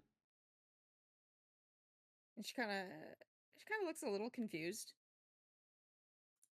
And we'll follow Roz over and kind of stand in the door or even help her. She's like, Roz, you doing all right? I'm fine. A little confused still. My childhood best friend just kissed me, which I thought was never going to happen. Yeah. But I'm fine. Why? I've never seen you. You've drank worse than that, and you were looking at it like it was piss. Right, that would be because it tastes like piss. I mean, no, not really. Not. It's an awful thing to compare things to. I don't know why we do that. Anyway, but it's not bad. Fazil's served about the same in his tavern, and you've drank a lot of that. If you say so, but to me it tastes like vinegar. Right? That's fair enough. Just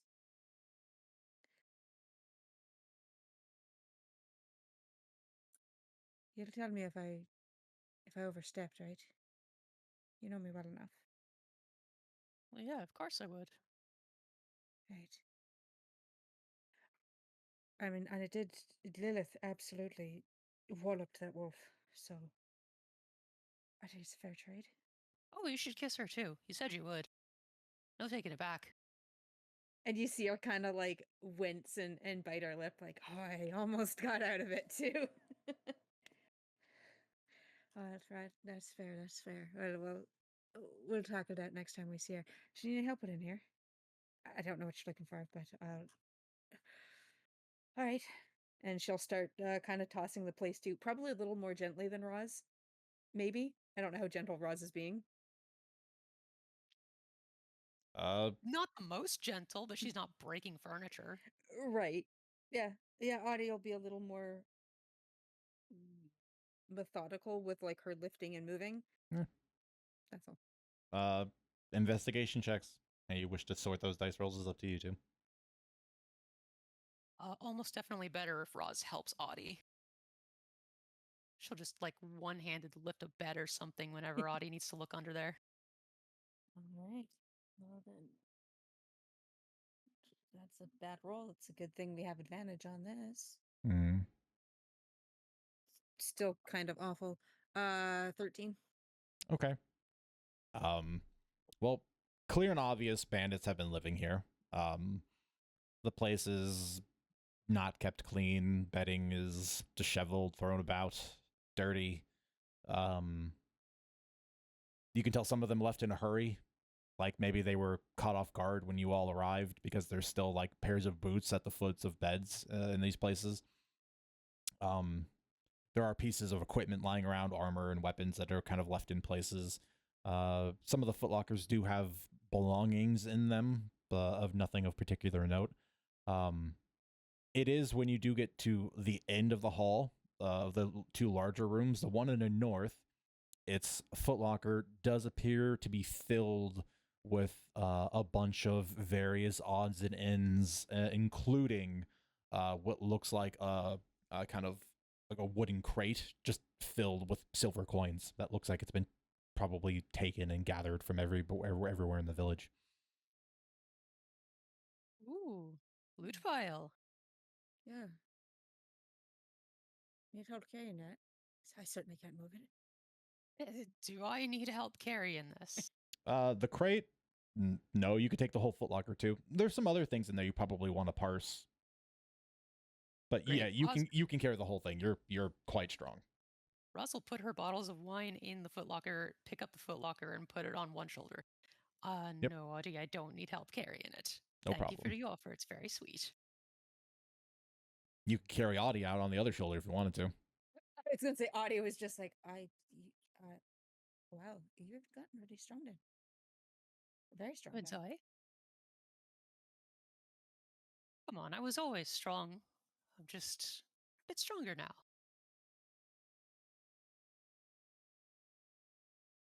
I'm not going to throw you up on my other shoulder. I'd ruin your clothes.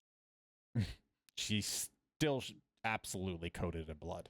It's fair. It's now turning quite thick and syrupy. Like occasionally just like one of those long, thick drips falls off of like the corner of her elbows and like the edges of her armor. Otherwise, it's just now beginning to slowly become a layer attached to her. Oh yeah, about that. And she kind of like in with mannerisms where she's like not wanting to touch it herself. She kind of flicks her hands a little and prestidigitates a bit of the blood away before she realizes this is going to take forever. But Mm-hmm. cleans her face, tries to get some of it out of the joints of the armor so it doesn't gum up a bit. Fixes her hair a bit and just goes, there, a bit better, maybe? A bitch. Tell me honestly, though. How do I look as a redhead? I kind of like ponders it a bit. I like the blonde better, but I think it's because I'm used to seeing the blonde. You can pull it off. Although, if we get you a red that's like, it's like Tatiana just looks like your whole head's on fire, I think you'd be quite intimidating. Well, then I'd have to take off the helmet. Oh, I yeah. learned my lesson getting punched in the face by that one construct. What if we get you like a feather, a plume? You can just have orange streaming out of the helmet. I'll think about it, but I do like the idea. We should go find everyone else and tell them we found the loot, though. And somebody's got to find the wine around here, because apparently none of it's in the racks. Could be under our bellies too. Well, let's make sure they didn't get into any trouble anyway. And before we go back to where Titan and Lilith might have gotten into trouble, we're going to take a break. Dun, dun, dun. Yeah, I said the line already. See you in 10. Huh. Here we are. Returned. Just in time to go see what Titan and Lilith is getting up to. On the way over to the next house, Lilith is going to dig through her bag a bit. Here, Titan, you might want to use this. She's going to hold out a towel. Ah, yes, the never dirtying towel. Genius. Perfect for times like this. Titan grabs the towel. Oh, thank you. I suppose you're right. I look more like my wife than ever. Starts rubbing himself down with the towel. This towel's pretty good. Yeah, I got it from, well, it was my gift from Star. Seemed like it would be something that would be useful for a long time. It's got a little star embroidery in the corner. Oh, dark in here. Yeah, weirdly. I'll just there's a light for you. We step into a 50s noir detective film.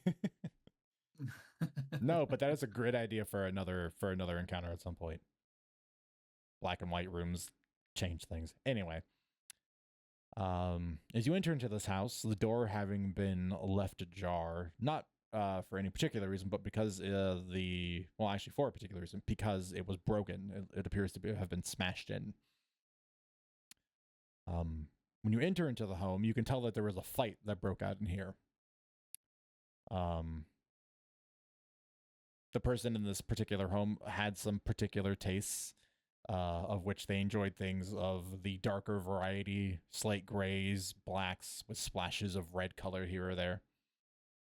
They have 2 long wardrobes that appear to be filled with clothes, of which have been, again, tossed and tumbled and opened and dragged through. A fireplace and a very cozy looking couch with what appears to be a blanket that was discarded in haste, along with a book and a goblet horn filled with wine. You're welcome to make an investigation check. Well, I will aid Lilith. Woo. Smart people.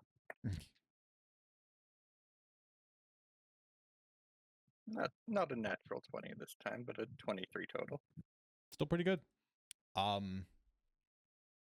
So this person, as I said, they have 2 wardrobes absolutely stacked with very fine clothing, in blacks and reds and grays, from different cultures and different styles. They were very clearly into their clothing. They have a vanity with a very nice makeup set. It's kind of like one of those multi-layered things where you open it up and it rolls back and it has like 4 different layers of different types of makeup and different applicating tools. A small bookshelf with a handful of books, of which a casual glance over Lilith tells you most of them are very trashy romance books. I think there's a moment where she's looking at them. It's like, oh, I read that one. And then she goes to the next one. It's like, I've read that one too. Everything about this home screams to you that this person loved living a certain way and did so in comfort.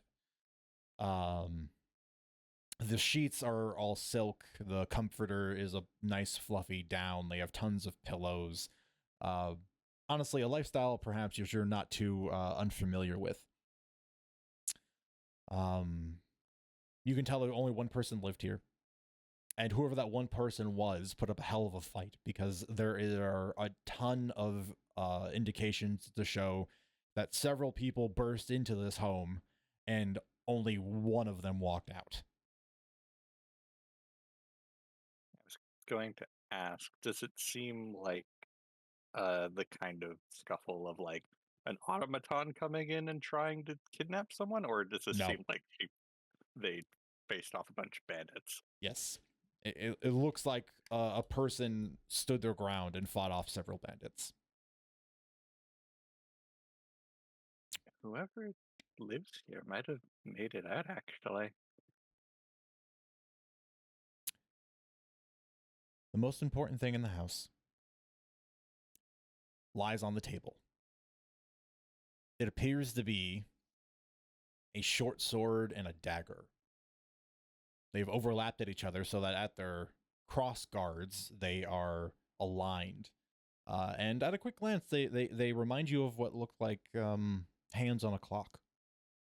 And you can see that they have their edges coated in old blood.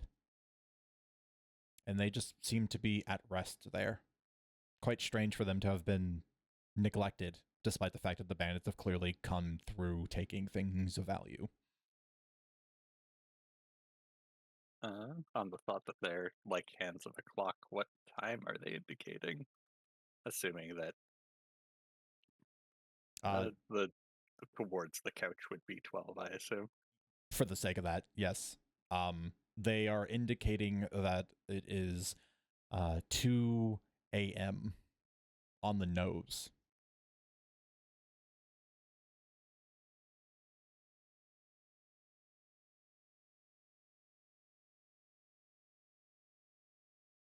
Can Lilith get an idea of how recent this scuffle was? The investigation check gives you a lot of the movements. You or Titan are welcome to make a medicine check if you want to try to CSI a little bit of information. Well, Titan's asked. He'll check. Yeah, I'll look up. I think the person here might have survived, and the swords are oddly placed, almost like a clock. Can you figure out how long ago the scuffle was, maybe? Yeah, let me have a look. Titan will try and CSI this. Go for it. How long ago did they die, Doc? 24. Really good. You can tell the fight that took place in here, Titan, occurred about 7 days ago. This blood's quite dry. But kind of looking over the scene, you get a much better visual after Lilith's sort of initial pass through, which you can tell someone was inside the house, knew people were coming in, managed to bar the door, bought time for themselves to basically try to ambush those who charged in. It looks like it was 4v1. Based off of the different cast-offs and the blood that is pooled in various areas, you can tell certain bodies were felled and then dragged out after a certain point. However, it was easy to miss because the carpet is quite dark. There is a pool of blood right in front of the table where the weapons lie. It gives you a distinct impression that the wielder of these weapons probably did die in that spot. Yeah. Titan will just look to Lilith. I don't think they made it out. A valiant effort. 4 against 1. It's a good fight by any standard, but I believe they died. Which means it's likely the bandits dragged the bodies out, did something with them. Though it is odd they didn't do anything with the weapons. We might want to be careful about trying to touch them. I forget. I know you can identify things really easy. Can you detect magic?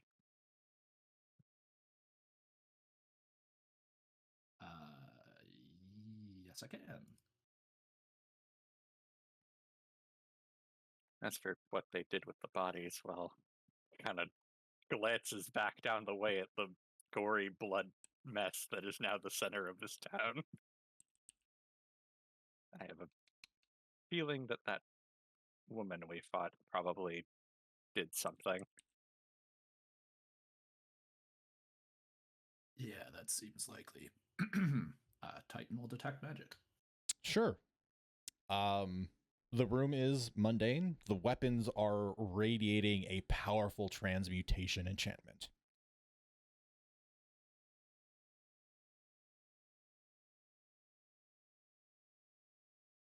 Okay. No, the weapons have transmutation on them, but nothing else seems to be of any interest magically. Hmm.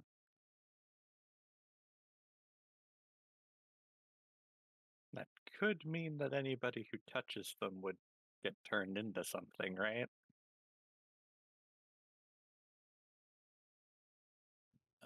Yeah, that is certainly a possibility of it.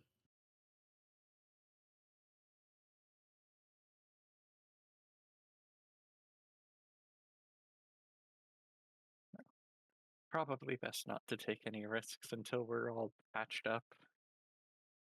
I don't think they're going anywhere. Agreed. We'll leave them as is, and then when I have a chance to, not die, we'll take a look.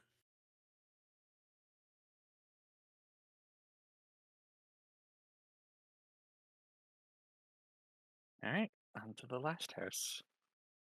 I'd say I think I would have gotten along well enough with that person. We seem to share similar tastes.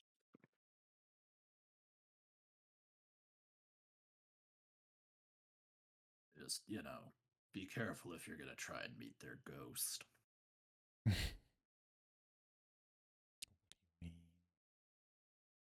We'll just kind of walk in, look at the bed, and frown.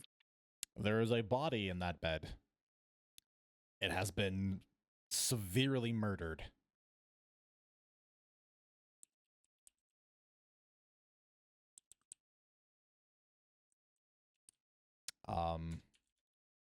This room, kind of like the other one, small, uh, humble, really nothing to speak of it. Simple dresser and wardrobe, enough clothes for 2 people. Basic essentials kind of kept in the home. It's quite obvious somebody was in the bed and is in the bed. A body is in the bed, and they have been stabbed to death.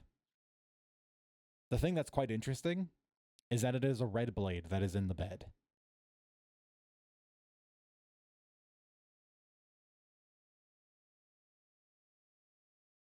Well, my eyes are still seeing magic. No magic to detect in the house. Nothing unusual. Okay.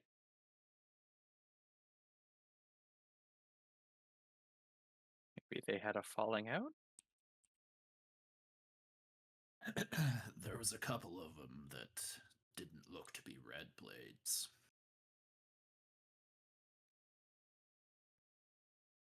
May have been a fight between the 2 factions. Who knows? Might have been an internal power struggle. Hard to say.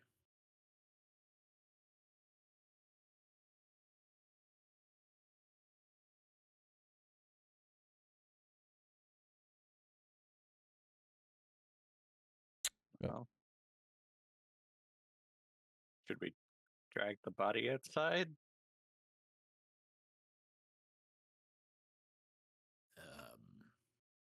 If that's what you want to do, why would we move the body? I don't know. I figured we'd probably pile all the bodies together or something.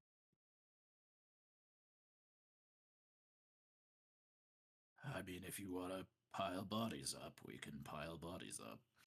I don't really want to. It just feels like that's something you do, right? I'm still very new to this.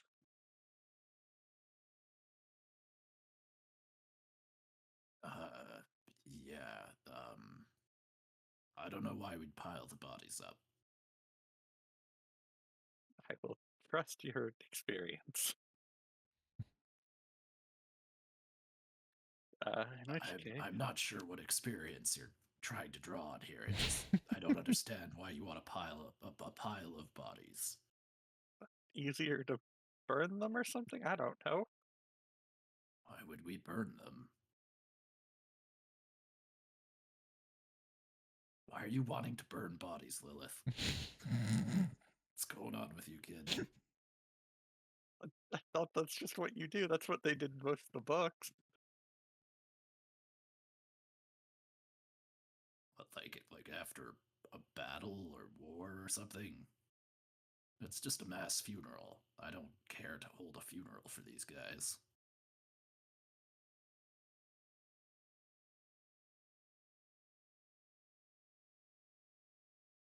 Well, just start looking around. Mm-hmm. Feel free to investigate.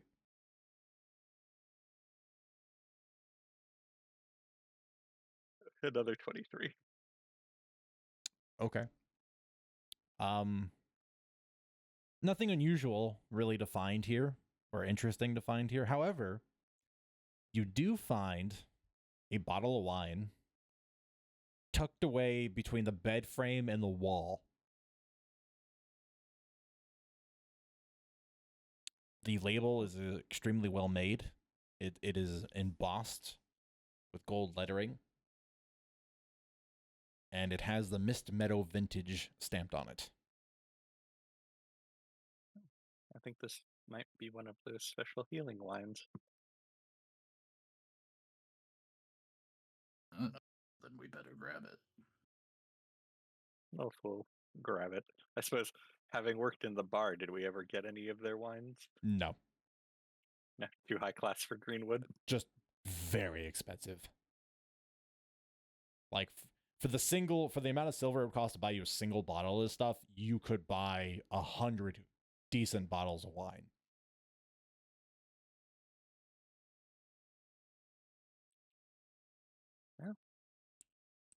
Well, hopefully Haraz and Adi are having as good of luck as we are.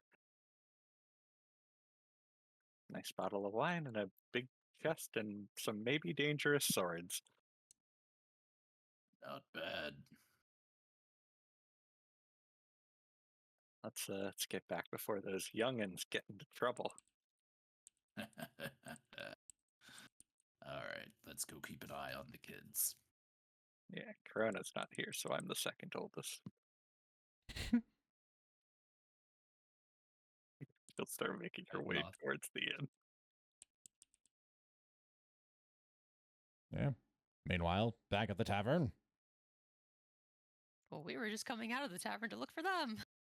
and you see them marching their way on over from the abodes on the west side of the village. Any luck where you were? Chest full of coins, some maybe dangerous swords, and a bottle of wine from Mist Meadow. All swords are dangerous. They're swords. Got you there. More bet there might be a trap or enchantment on it. The bandits didn't touch him, so All right.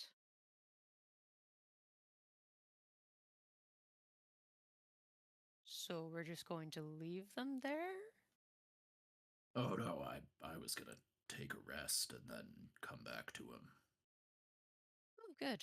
Because I also want to just stand around for a minute and maybe wash a little of this off in the fountain. It's not a great feeling. This stuff starts hardening in the joints. Well, when Titan's done with my towel, you can borrow it too.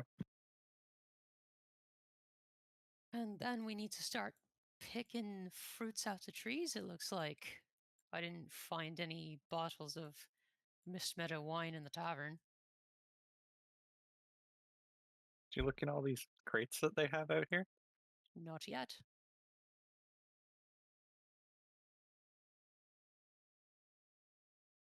Well, this is gonna. I'm gonna find a spot under a tree and catch some shut eye.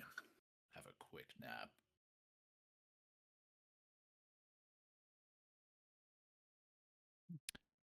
Well, is gonna just peek in whatever they were piling into this cart. Well, you see a bunch of crates. They're sealed. They're nailed shut.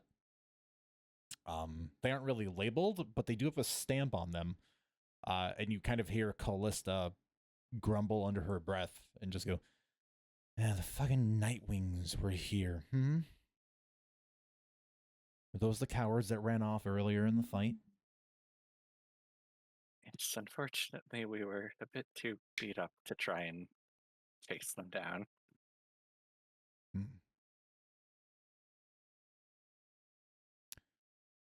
That's fine.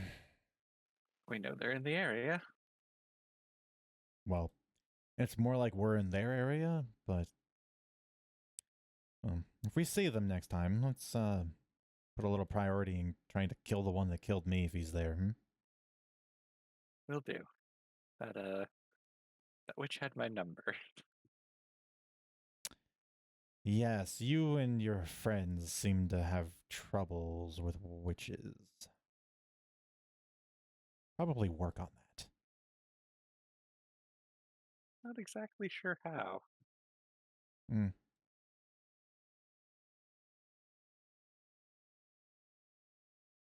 Well, yet another problem to solve, I'm sure. I'll get right on it. Wolf is going to just sit on the crates on top of the cart as a little like post up to keep an eye out in case the bandits try to come back. Sure. But she will be resting. All right. Roz is cleaning herself up. Melody, what are you up to? Audie is going to be finding a spot to likewise rest. Everything kind of just aches.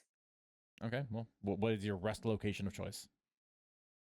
Probably leaning up against the wagon as well. Okay.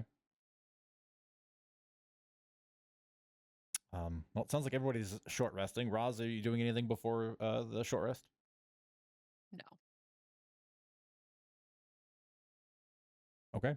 Well then, everybody feel free to take a short rest. Who of you acquired the wine? Basically, who's holding onto the bottle? I think Lilith is holding on to it for now. Okay. And because this is a short rest, Audie would absolutely be singing a little tune. Song of Rest. Doing a song of rest.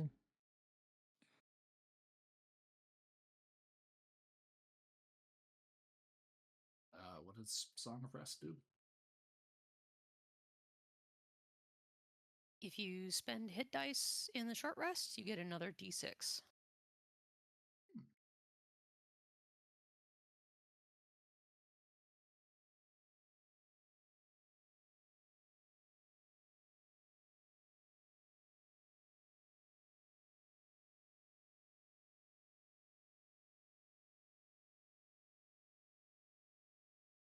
So while everyone's health is slowly plinking up, Zhao. Corona ran a little behind from the main group, the first wave of people that went to Hope Prevails. Corona was in the second group to be sent there. Do you feel like commenting on what distracted Corona briefly that separated her from the party? Anything in particular? Because I got nothing too specific, I'll say no for now. Okay. If she's questioned, then we'll get to that. But yeah, we'll say no for now. Okay. In which case, you would have arrived at Hope Prevails. You would have received a welcoming spiel from the leader. A familiar face in that of Rorkin, one of the two Shousir coppers that patrolled through Greenwood every so often with his partner Bryn Rasa. and were there during the last stand of Greenwood. He's alive. He is well. He is missing an arm, and he's the current leader of Hope Prevails. He would have been quite happy to see you. He would have informed you as to the whereabouts of where your friends had wandered off to with a group of White Cross Company soldiers and given you the same dossier that he would have provided them. Including the way that the groups kind of split up to take different settlements. And He wouldn't have that, unfortunately. No? Okay. However, Melody was so kind, Kay was so kind as to provide an excuse to be able to guide you straight to them, which is, okay, nice. If we just so happened to have said, because Corona was staying behind and you weren't really here to talk about it, that if Melody would have left one of the 2 sending stones she has in her possession with Corona, Melody could then tell Corona the finer details of where they went. Therefore, when you look at the list, you can go, oh, they went to Mist Meadow, and head that way. Sure, yeah, that works. Clever. Okay. Yeah. So that being said, you make the trek that they made. It's the better part of a day's hike. Following the Merchant's Way path, moving through some overgrowth, and eventually arriving in the valley with a raised hill that Mist Meadow is occupied on. And near as you can tell from when you initially arrive, nothing seems to be happening inside the village. It is unusually quiet. Okay. You are free to do whatever you want from this point forward. I'd be coming in from the south side? Correct. Okay, I'm just gonna drag my token all the way over there, but okay. I suppose the question is at what point, like what time of day would she be coming in? 11 a.m. 11 a.m. Okay. Yep. Bright and early still. Oh yeah. Okay. I think she would probably be approaching actually relatively stealthy because she doesn't know the status of the fight, if it's over, if it's ongoing, if it even happened. If it even happened, yeah. So I think she's kind of like going from like bush to bush, like fence to fence, and kind of just like trying to be quiet about things. Yeah, sure. Throw a stealth check and see what that looks like. Probably really bad. I think I roll with disadvantage because of the armor. Stealth, yes, it's highlighted, so I will trust it. Okay. Oh wow. Never mind. Great, even. Yeah. Yeah, 19. Yeah, sufficiently stealthy. So stealthy that literally no one in the party sees you approach. I wouldn't be able to see myself approach. Okay. I suppose at that point the question is, how are people posted out? In terms of the party, that's for the party. I mean, I guess you would arrive to see Titan covered in blood, unconscious under a tree. Unconscious? Okay, well, I guess he's resting, right? Yep. Okay. Lilith is sitting on a pile of crates on top of a cart. Audie is propped against the same cart. Possibly also seeming unconscious. Oh, man. And Roz is all the way up at the fountain, absolutely covered in blood. I'm pretty sure this entire area is just blood all over the stone. Mm-hmm. Oh, yeah, no, yeah. Yeah. Like so much blood that it's just almost seems impossible. I'm sure it permeated in the air along the way, so it was just like, like acting on her nerves too. It's like, oh god, what happened? I think upon getting maybe to like the edge of the fence here and trying to remain quiet, she'll see that at least I'm not sure how clear of a view she'd have with Roz, because I assume that there's like an altitude difference on this ramp here. Yeah. Okay. Is Roz the only one that's awake? Because she's is she like taking a bath or? I mean, Lilith is awake. She's just sitting there. Oh, okay. yeah, Sorry. Roz Yeah, is awake. yeah. Okay. Hmm. uh, Not what I was aiming for. okay. Well, seeing that, I think um You get it. she's going to break from stealth. Uh, seeing probably also signs of combat when Yeah. she's this close, There are, and I'll tell you, I don't know if the party did anything about the bodies, but there are, because you're approaching from the south. This whole area is just, hang on, I'm on the wrong tool. This whole area, all through here, is just absolutely littered with bodies. They're bloodless, which is weird, but there's about a dozen or so bodies strewn throughout the area, and a smattering of meat. Chupacabra's been here. Okay. Basically. Okay, I think yeah, seeing that she's going to break stealth and she's going to kind of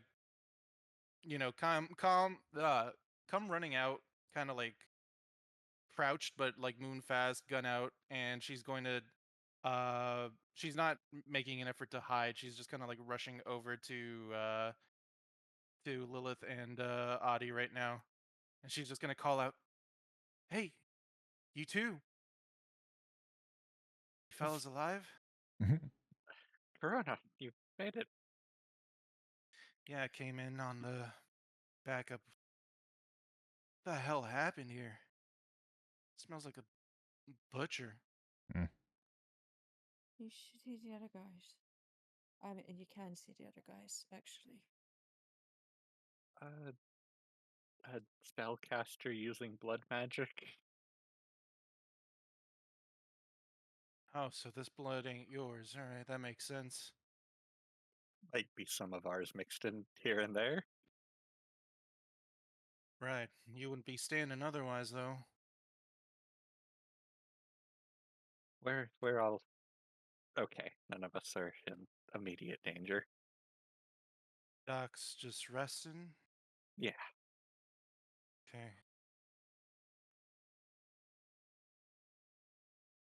So what? I missed the fun? Seems like it. Granted, one of the groups of bandits that was here ran away, so I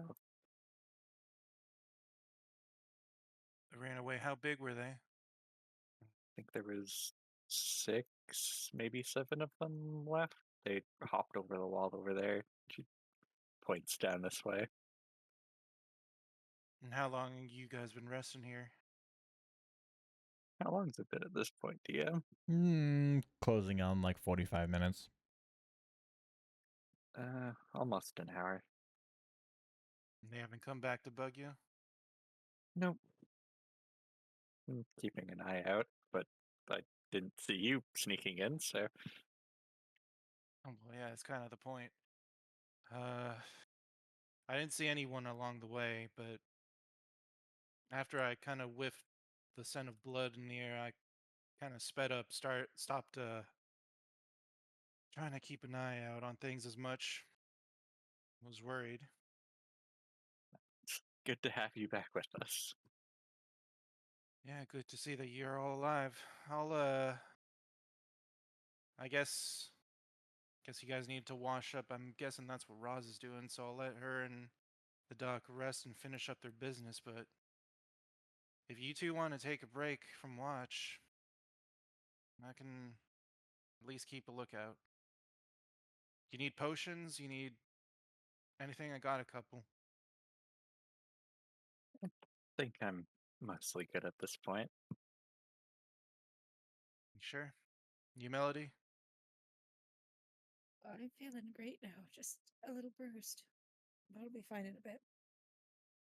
All right, you change your mind, you let me know. Absolutely. I think Corona's just gonna. Oh, sorry, go ahead. I'm sure Titan will wake up soon enough. Yeah, I'll let him rest. Glad to see that blood ain't all of his. God, how many people were there? Did you go through a whole army or what? Wolfian's like looking around, trying to count in her head. I saw a About bunch of 10 bodies, I think. A dozen Down or there. so? Mhm. 12, 13 if you count the blood wolf. Sharp ears, Roz. Good to see you're alive. Started paying attention when I heard a voice I recognized that I didn't think was here. We're all alive. Just found some red blades and they didn't much like us being here.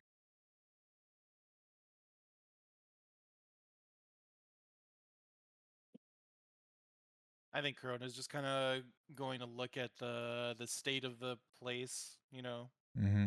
sheathing her gun, or stowing her gun, I should say, and I guess she'll, because of the threat of the bandits kind of looming, I guess she'll just kind of like, use a few seconds to take a look and see if they're if they're looming around anywhere nearby. So go walk a little perimeter patrol. Yeah. Yeah, you're welcome to do that. You can make me a perception check. Sure. I don't expect to actually find anything, but that is probably what she would do. So 15. 15's good. Yeah, he said you walk the perimeter of Miss Meadows. Not a huge place. You don't really notice anything. When you get to the east side, where Lilith would have indicated that she saw the bandits flee, you can kind of see through the taller grasses where there's a kind of a line where some of it's been depressed, where you can tell they've fled through, and it goes on for quite a ways, and just kind of you lose sight of it after a little while. So Okay. near as you can tell, it doesn't look like they've come back in the same pathway. Like they would have had to have followed the exact same path back to have not left any traces of themselves. Right. So Yeah. near as you can tell, they're not here. Okay. I think she'll come back then, hands on hips, and she'll kind of say quietly, at least to Lilith and Melody, to not wake up the doc. She'll say, "Well, I found the path that they probably walked to get out of here. So I don't know what the plan is after this, but if the intent's to chase him, then we have a path. I don't know how far it goes, though." Well, it's up to everyone, but considering that those bandits are part of the group that killed Callista, I know she's definitely going to want to go after them. She's Oh, yeah? she's seething in your mind right now. And I do want to.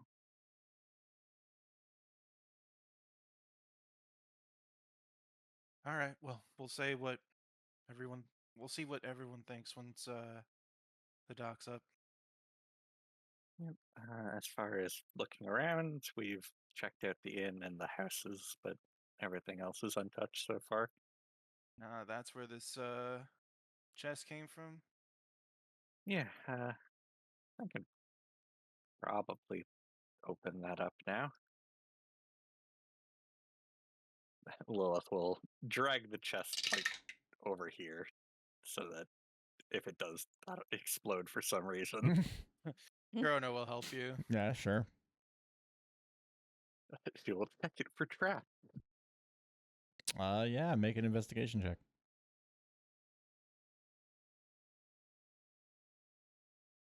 15. No traps near as you can tell. A finely made gnomish lock, however.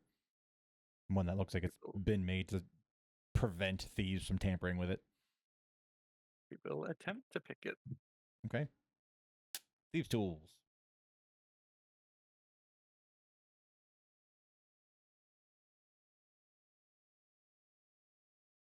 It's a 21 total. You just passed the DC. Yeah, it takes you about 10 minutes. It is a very complicated lock. When you finally get the chest open, you find two things inside. One, a pile of silver, which you suspect, based off of how much silver it is, you think this was the money that they used to essentially run the village. And two, a small little pocketbook bound in leather. It has a emblem imprinted on it of a. It's like a tree with a large top in the shape of a heart. We will take the pocketbook and start looking through it.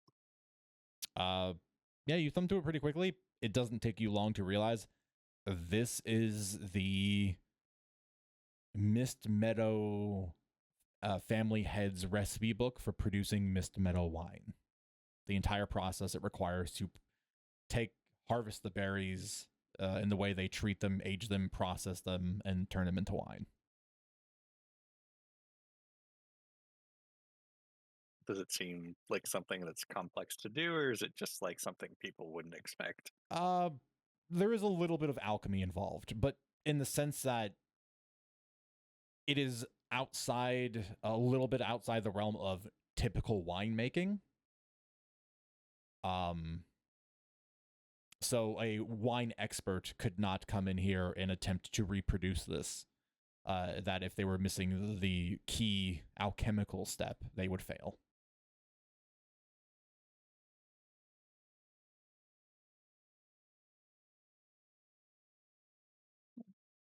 She will tuck that away in her bag for now and then close the chest but not lock it. Mm-hmm. For the record, somewhere south of 2,000 silver pieces. Nice. She'll also make a note of that to potentially, long down the line, come back here and donate 2,000-ish silver pieces to the people here.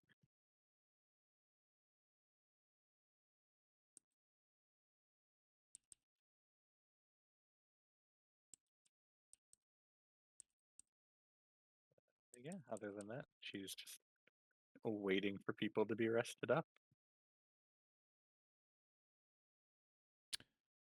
Around the time the short rest finishes, aka your short rest finishes, Roz, you're scrubbing yourself clean. It's taking a good bit of effort to really get it out of the harder to reach places without taking the armor completely off.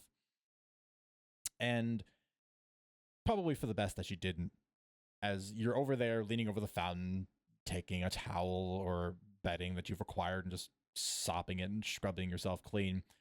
You watch as to the left of you, something that was invisible slowly begins to corporealize in front of your eyes. It is a ghastly figure of a dwarf that is clearly dead. Their flesh is gaunt and tight against their skeleton. Parts of them is completely gone. You can see the bone, but they are dressed in a very similar fashion to Lilith. That they are clad in well-made leather armor. You can tell they have a brace of daggers, a pair of short swords, and a hand crossbow, along with a case of bolts strapped to their hip. Their eyes glow, and their edges kind of give off this misty, pale blue energy. And most notably, there's a symbol stamped on their forehead above where their eyes are. It looks like it's a circle that has a white circle rising from the bottom with a dark eclipse on top. It stares at you. Don't be alarmed.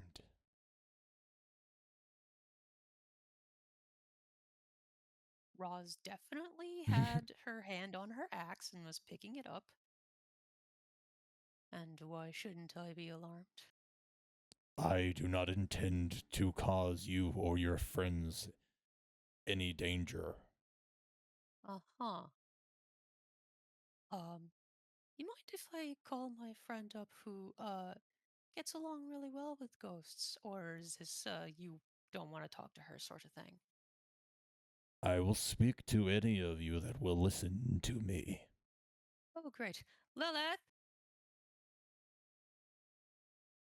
Oh, what?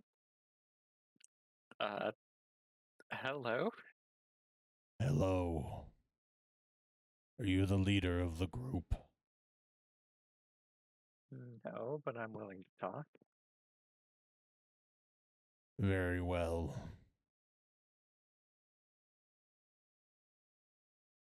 You've slayed the bandits in this village. The Red Blades and the Nightwings that were here.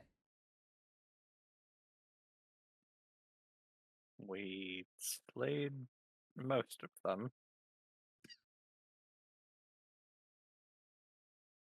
You've done a good job.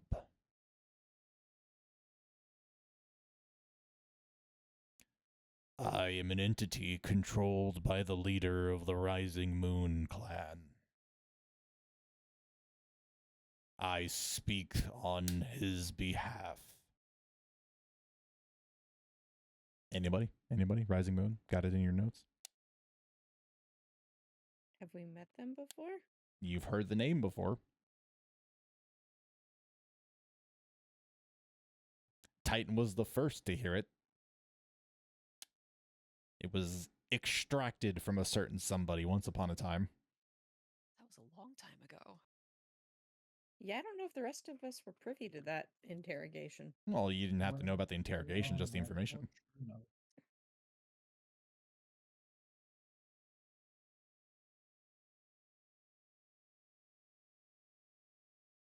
Well, all the same.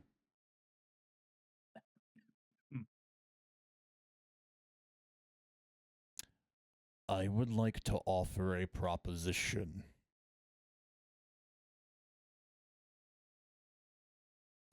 There is a large group of Red Blades heading in this direction.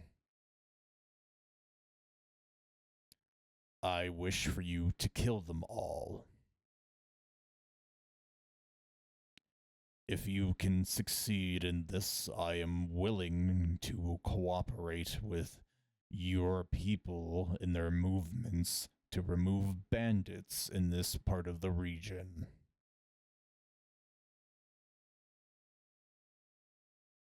How large of a group?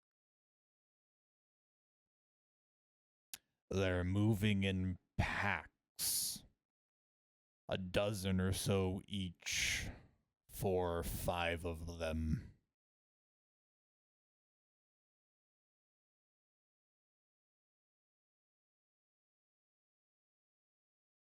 How long do we have until they're here? They should arrive by tomorrow's sunrise.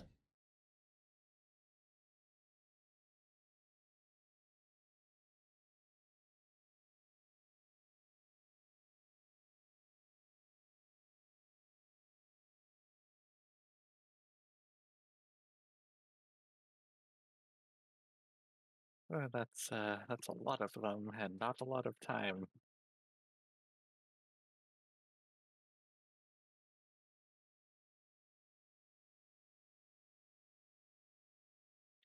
Could one of you wake Titan up? Titan! Yeah. What's up? Nap's over. We got a bit of a problem. Oh, Yep. I look it up. What's up, Doc? How's it going, kid? Good to see you. Kid. Sorry. Old habits die hard. We have a visitor. Hello. Is he the problem? I Not pose sure. no threat. Well, good. One of yours, Lilith? No, actually. You might want to just say your piece again for Titan. I am a vessel of the rising moon. I have come to offer a proposition to the group here in Mist Meadow. Alright. There are additional Red Blades approaching this location. I am asking that you kill them all. If you are successful in your endeavor, You will consider the rising moon an ally in preventing further bandit movements to the east. Okay, sounds like a pretty good deal so far.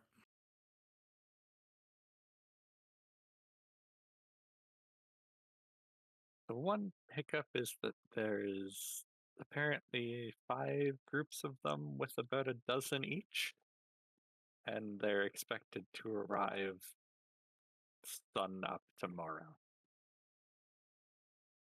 Correct. All right. We could do this. If we could get the other 3 task forces and get everyone here, we could fortify the area, and it's possible we could take them all on.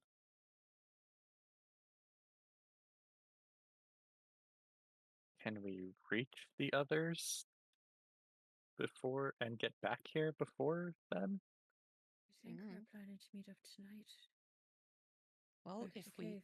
if we couldn't do it, we wouldn't want to stay here anyway, would we?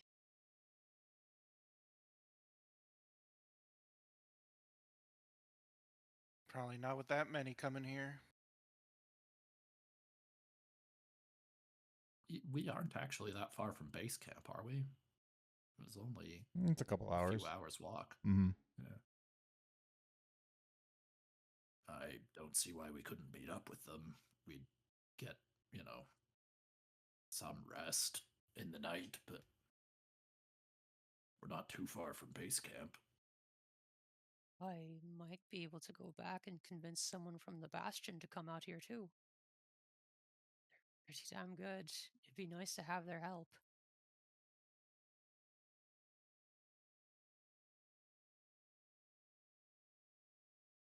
For the record, that's closer to a day trip. Okay. Hmm. I mean, any help we're capable of getting would be good help, but What direction are you coming from? They're arriving from the west. Their groups are staggered by about an hour apart. Oh, so we don't even have to fight them all at the same time. That changes things. It does make this a lot more doable. We could do this. I can leave this vessel here to help if necessary.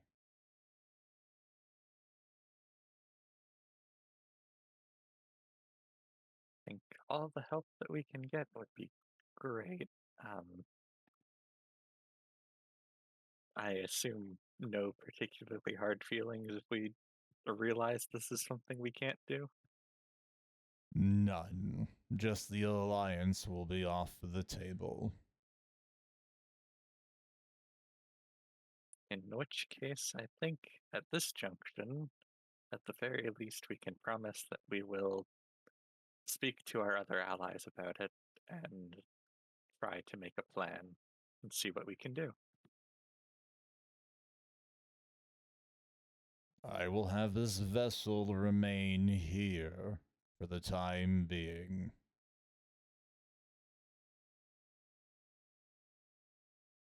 Hey, or what do we call you?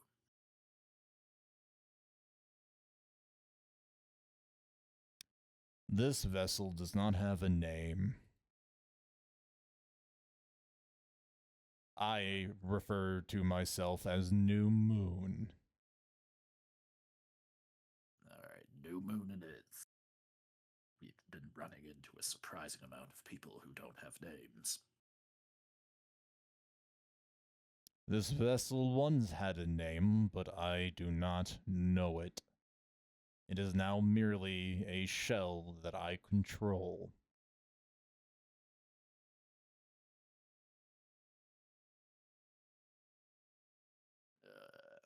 Right.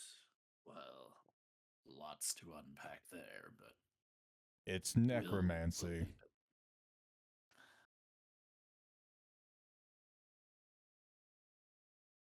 There, I did all the thinking for you. Haydn just narrows his eyes at the ghost.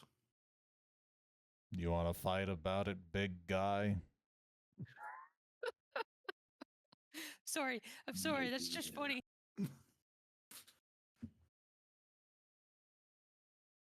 For now, I think we start fortifying and see what we can do to get in contact with White Cross Company.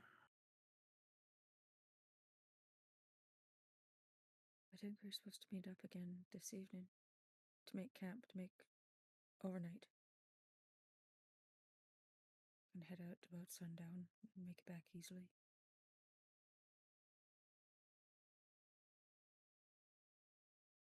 I do at least want to clarify. Everybody's separated to their individual locations. You were supposed to meet back at base camp when and if your mission to your location rounded out. Mhm. So there's no guarantee that they will be there. Yeah, their True. missions might take them longer. Do we know if one of the towns was closer? The fishing village was quite close. Closer than base camp? No. So Mist Meadow was west of where the cave setup was. The fishing village was north. So technically speaking, isosceles triangle, essentially. Mm-hmm. So you could get the one faster than going to the one and then going to the next.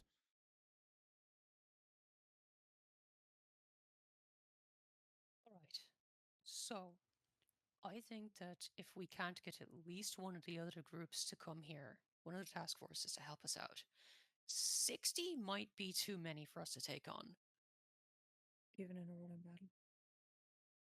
Even if they come in at a dozen at a time, I am brash and foolhardy, but I still don't like those odds. And if they got witches, that was probably the worst part of it. So, what I think that we could do is we can start fortifications here and we can send maybe the whole group, maybe part of the group. You decide if splitting us up is a good idea or not, to see if any of the other groups have completed their mission by this evening. Either way, we all need to be here or not here by tonight.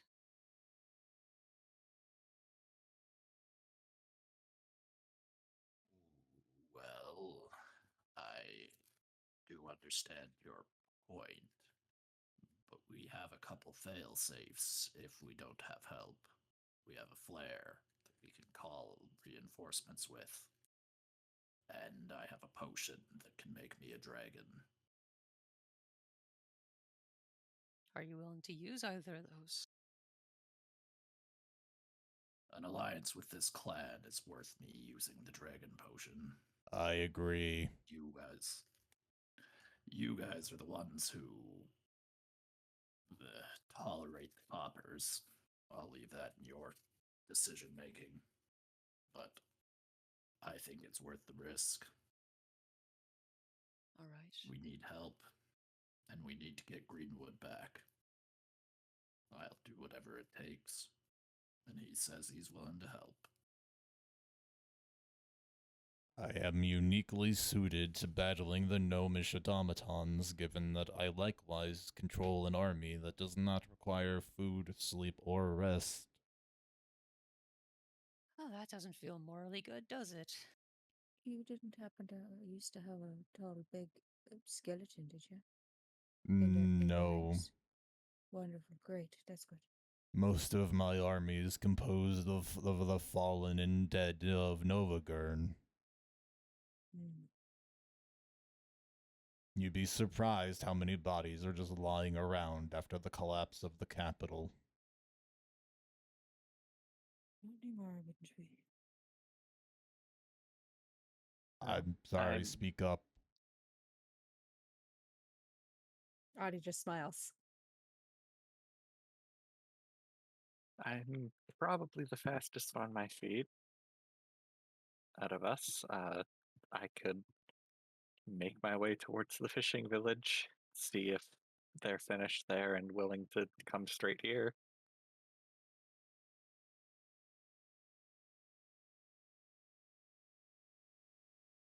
Not entirely a fan of you going off by yourself, but if that's what we agree is best, then that's what you do.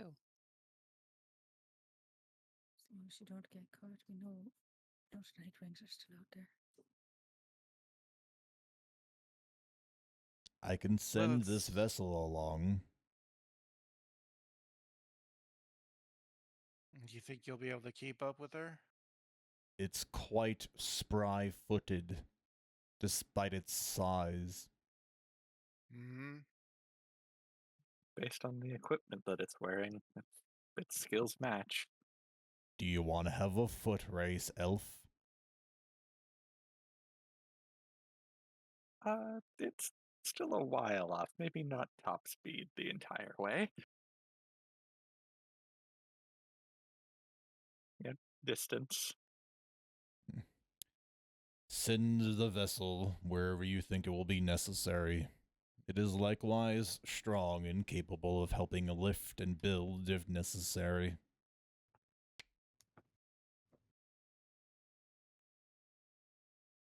The undead begins flexing, doing various poses to show off its necrotic body, where muscles aren't attached to bone anymore.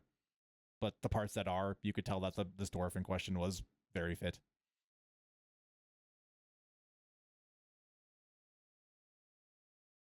Does anybody have any extreme objection to me doing that with this guy tagging along? Yeah, I if- would absolutely suggest you take somebody with you. I don't know that any of us are stealthy enough to help you out, but a ghost probably could. In which case, could I borrow that magic rock you used to talk to Corona?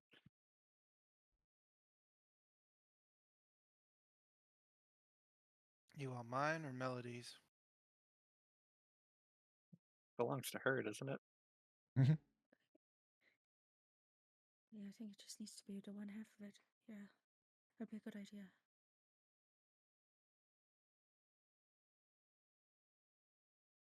In which case, I'll take yours, Corona. All right. Here you go. She'll stuff it away.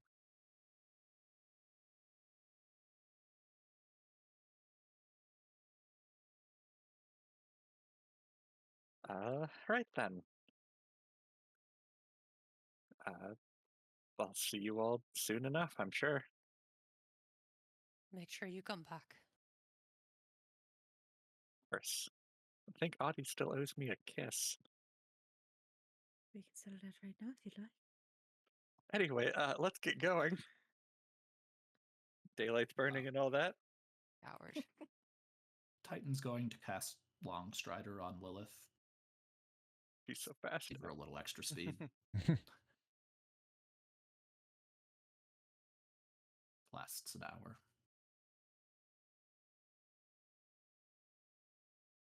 Yeah, she'll make use of that first hour with just going full sprint. Lead the way. I will follow. And Lilith. Greenwood cart double dashes out of town. Mm-hmm. The dwarf runs eerily like Forrest Gump, and at no point ever loses pace or cadence. Ever. Damn. Being undead has its perks. And it's also just a very interesting sight to watch as you all just left there at the top of the hill and you just watch Lilith and this thing just run out of the village together.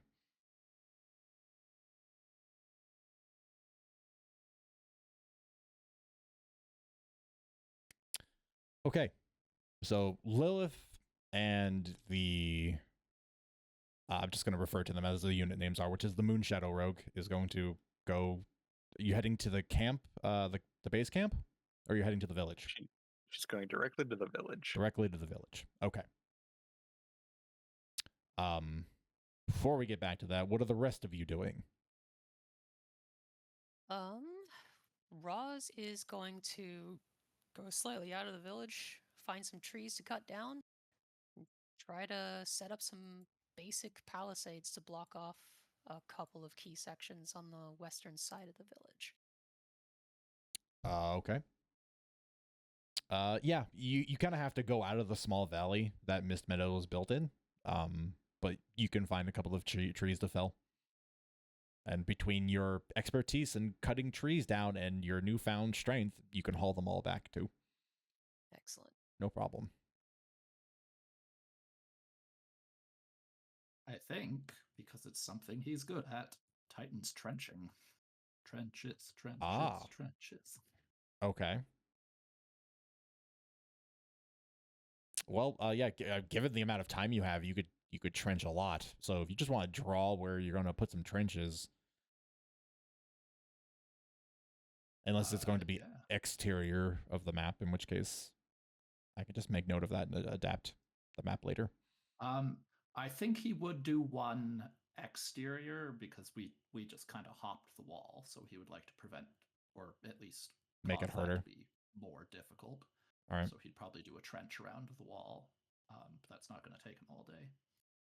Okay. So Yeah. I'll draw more trenches. Yeah. Otherwise, yeah. So I'll account for the exterior one, and I will expand the map a little bit for next time, and I'll include that in. And so otherwise, just take the drawing tool and add where you want trenches, because like, you have plenty of time and you're a fast digger. So. Okay. Roz and Titan have their plans. Corona, Melody. I think Corona's will be pretty simple. Maybe I'll think up an extra step for next session, but I think she'll do some surveying in these houses or these buildings to see if any one of them could serve as like almost like a watch post, like if they have any windows facing towards the west. Fine question. Which is pretty much just the southernmost one has Okay. a window facing the west. Okay. And it has is it a single floor or like It is a single floor. single floor? Mhm. Okay. Okay. It's better than nothing. And if it's single floor, that means it's pretty easy to get out. Okay. Okay. But it is raised. It is elevated. Oh, it is? Yeah, Okay. yeah. So yeah, this is about 7 feet up from the rest of the village. Oh, right. I didn't see the cliff there. Okay, Mhm. cool. Perfect. Perfect. Okay.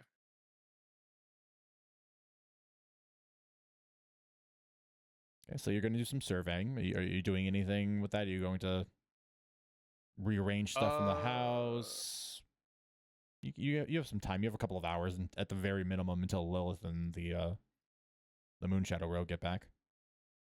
I guess she'll see if there's any like spare bows and arrows here, because her gun's not going to be much use for long distance fighting.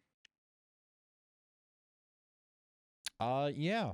I actually think I did a thing where I created the Mist Meadow loot table, which had some bits and bobs in it. Which is to say, there were some crossbows, Okay. and some spears, Crossbows, and, longbows. and some longbows. Yeah. Yeah. And NPC sheets don't carry ammunition for some silly reason, because who cares? But Yeah. there are also plenty of crossbow bolts and arrows, probably Okay. all together like 100 of each. Oh wow. Okay. Okay. Okay. There was a lot of bandits Yeah. here So that are no longer here. she'll spend some time kind of like finding which one looks to be in the best shape and gathering some bolts or arrows, whatever she picks. I'll decide by the beginning of next session. Okay.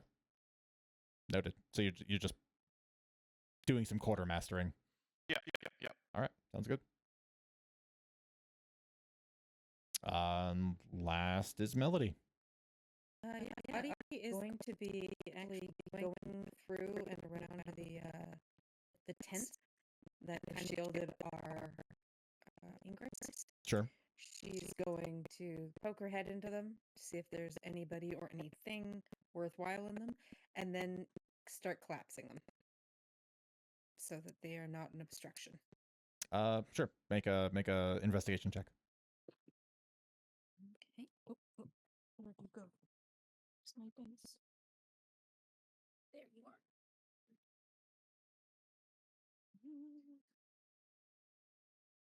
That's not great.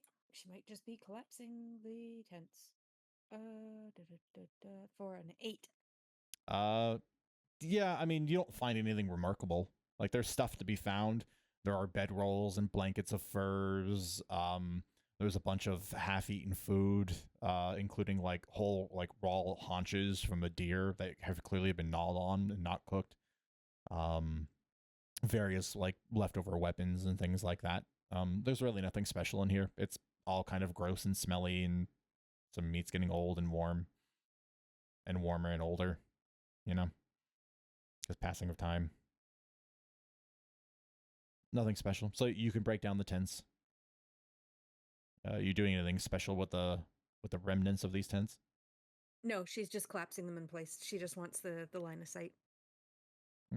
Fair enough. Unless somebody suggests otherwise, but Well, that's kind of her plan. you will have a bunch of ratty canvas things piled up to maybe use in a weird, clever fashion. Mm-hmm. Okay.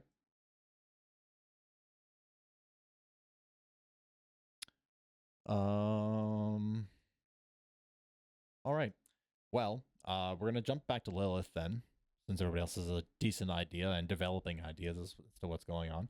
However, I gotta go run to the bathroom really quick. I'll be back in like 2 seconds. We.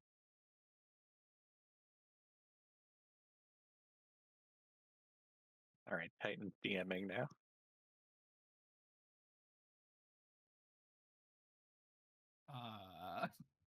We're digging ditches. I was, yeah, definitely not paying full attention because I'm digging ditches.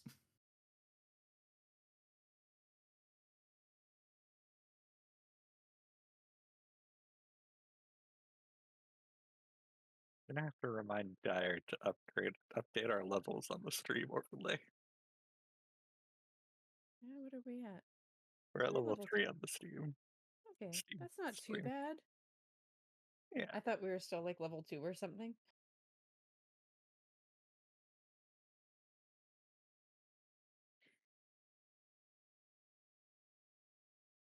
Oh yeah, even our stats went up. Yeah. Yeah. We don't die as easily.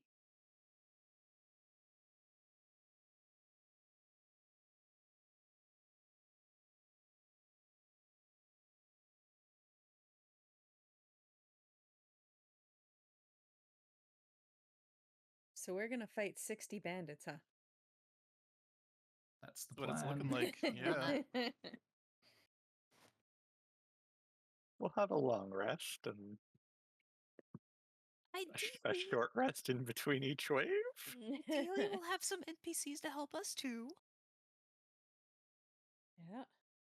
And if we're Sure. really lucky, we see them before they get to us and can pick them off in the distance. Yeah, Lilith's really good at a long range. Maybe she can kill any witches before they get within range to Circle of Death us again. Yeah, it would be nice. Because that hurt.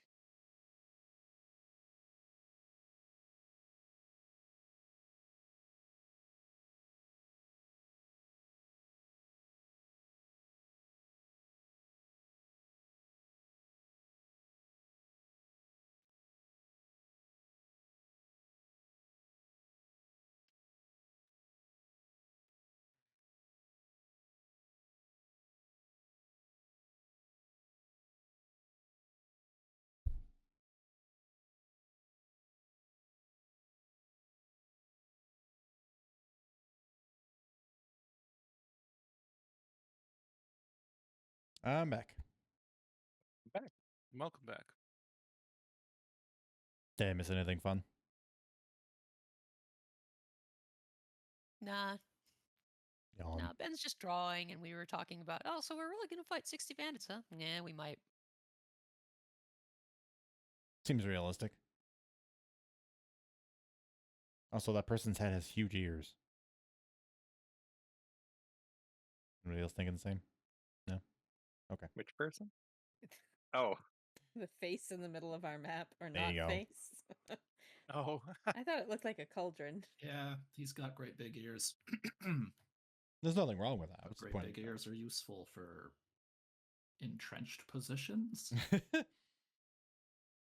Shrug.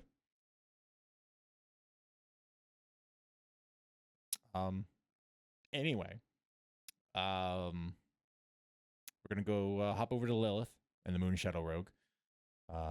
As you're running along in the countryside through the high grasses, heading towards the coastline in the north, kind of cutting northeast as you're running out of the meadow and the valley that Mist Meadow is kind of situated in. Again, the weather is a little bit on the chilly side, and the various condensation you're picking up from all the tall grass and greenery that you're running through is kind of beginning to gather.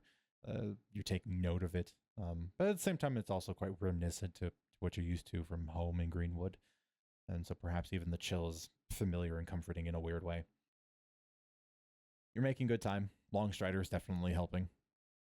The Moonstrider Rogue, while not quite 40 feet of movement fast, is quite fast. You would think 35 feet of movement. So the gap isn't very far, and has the advantage of the fact that it can sprint perpetually versus you and your frail, fleshy, living body can't do that. The run is, for the most part, pretty uneventful. I'm going to make you do an encounter roll in a second, but there is just somewhere along the run where this undead doesn't say anything for a long time, and then after like about a solid hour of running, where you lose Longstrider and it catches pace with you, after saying nothing for the entire time, just goes,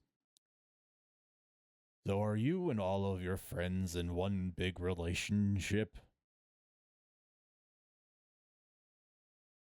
it's the moment where she almost trips over like the root of a tree.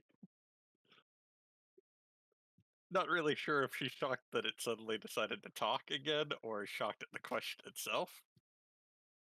Uh, no? What? No? I was just asking. It is strange that so many of you will wish to kiss one another. I was unsure if it was a common practice from where you are. No. I'm dating the blonde girl. And secretly kissing the red one on the side? No, she was teasing. She likes to tease. I tried to take a shot back at her and it backfired. As it often does. Then is just the blonde one in a relationship with you and the red one?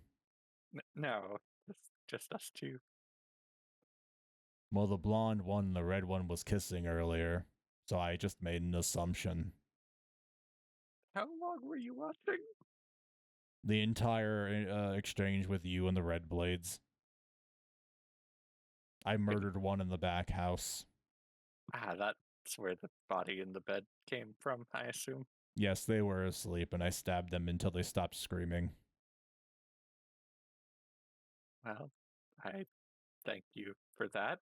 I didn't wish to involve myself for fear of losing an opportunity to speak to you from a neutral position. Suppose that's fair. Admittedly, I did nearly stab the witch a few times. I find the magic she used abhorrent.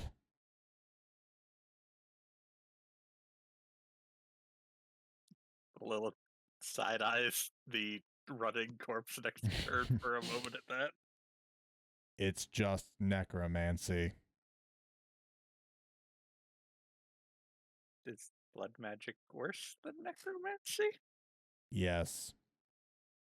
One requires elements of once living, but recently living people to use.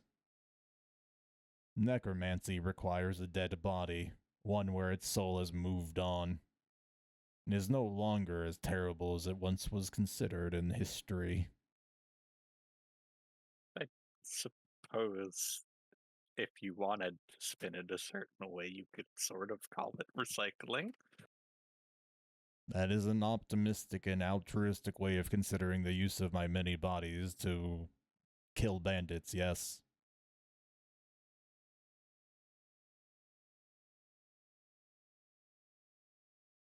So this Rising Moon clan, is it just is it's just you controlling it's a whole just- bunch of corpses? It's just me and tens of thousands of dead bodies, yes. Tens of that. Okay. Wow. There were yeah. a lot of dead individuals in the capital city. And then, of course, the exchanges with the bandits further down the line. Bodies began to pile up.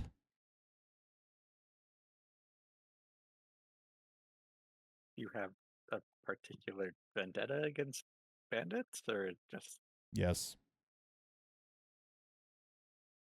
well, that's a good thing for us. At the very least, you and your friends were more considerate than the others I have propositioned in the past, given that they consider me as well to be a bandit clan. Most people are not very willing to speak to animated corpses.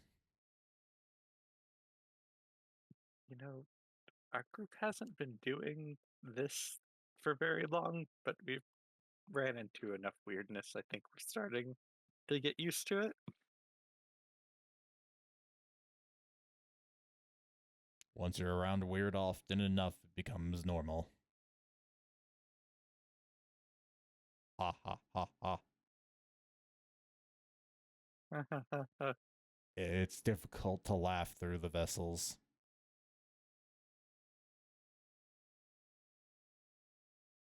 So you've attempted to reach out to other in our overall group?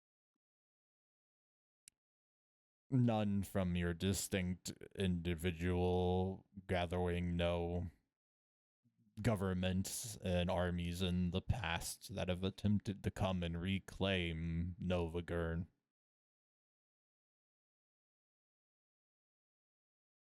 So, in other words, you weren't reaching out during wartime when we could use all the troops we could get.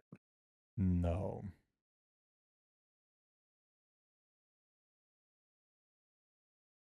Well, here's hoping things go well.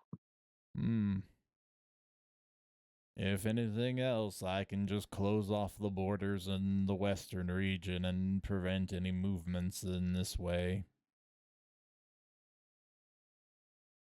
But my So- movements have been restrained.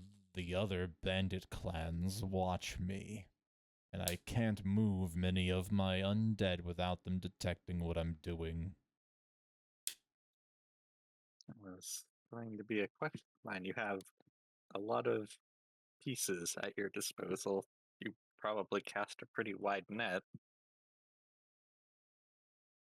Unless you've just got like a warehouse somewhere with thousands upon thousands of idly waiting bodies. No. I tend to bury them in places given that they don't need to breathe, and I can still hear and sense things through them. Have you encountered any of the automatons? None yet. They haven't reached far west. Curious if they'd know what to do with a walking corpse. Only you and or an encounter would know.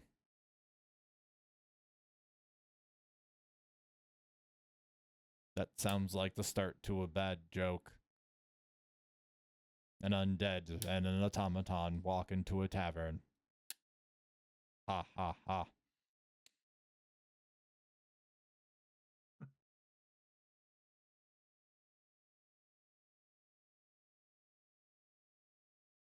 Lilith is running out of small talk. yeah, you just keep running. Again, you find that running and sprinting and speaking for the Moonshadow Rogue is not hard to do all together. Yeah, Lilith is probably panting pretty hard at this point. Mm. But a couple hours go by. The edges of the sun beginning to set kind of turn parts of the sky gray and smears of dim orange colors. You inevitably reach the coastline, the rocky, craggy edge that dips down into the pebbly, thick, coarse, sanded shores of Kindrasa on the north. The ocean, the dragon's hoard sea, stretches out before you, sparkling in all of its resplendent beauty. And as you're walking along the cliffside, you can see in the distance where it slowly begins to descend down, there is a village built out onto a dock on high stilts. Ones you can tell that have various rope and pulley systems to lower rafts and boats into the water for them to go do their fishing expeditions. Make a perception check. See what you can see. What do your elf eyes see, Lilith? Slightly higher than average. That is going to be a 13. Okay. From this distance, you really can't see anything. There's no smoke trails, no obvious signs of movement, no banners or anything placed or erected. Really, nothing obvious to tell you if anyone's there alive or otherwise.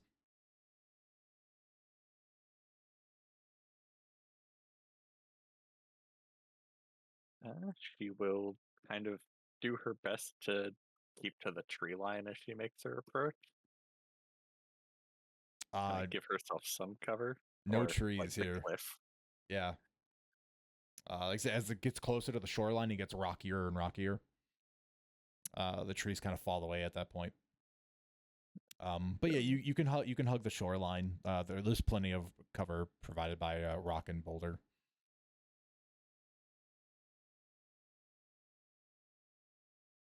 So make a stealth check for me. The Moonshadow Rogue will do the same. There's the rolls that a rogue should be getting. Come on, dazzle us. 23. Good.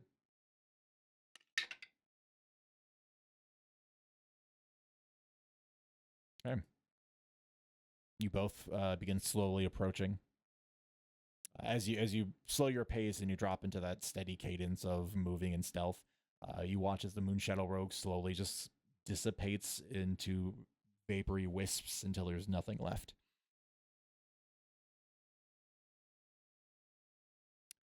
You get closer and closer to the village.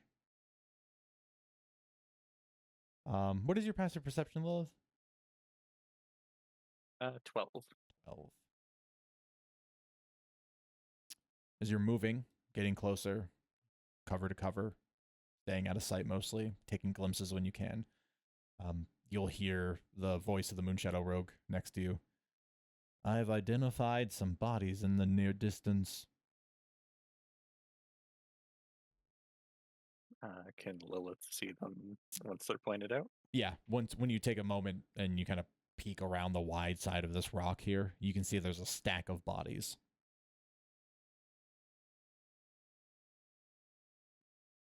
She will look at them and hope that they're not familiar. Well, the good news is, while normally a stack of bodies might not mean much, White Cross Company is well known for wearing their distinctive white uniforms. Which is to say, unless they've been stripped bare of specifically the tabard, they are not White Cross Company. Okay. Do they look rugged and bandity? They look a little worse for wear. Clothing and equipment is a bit eclectic. Could be a bunch of irregulars.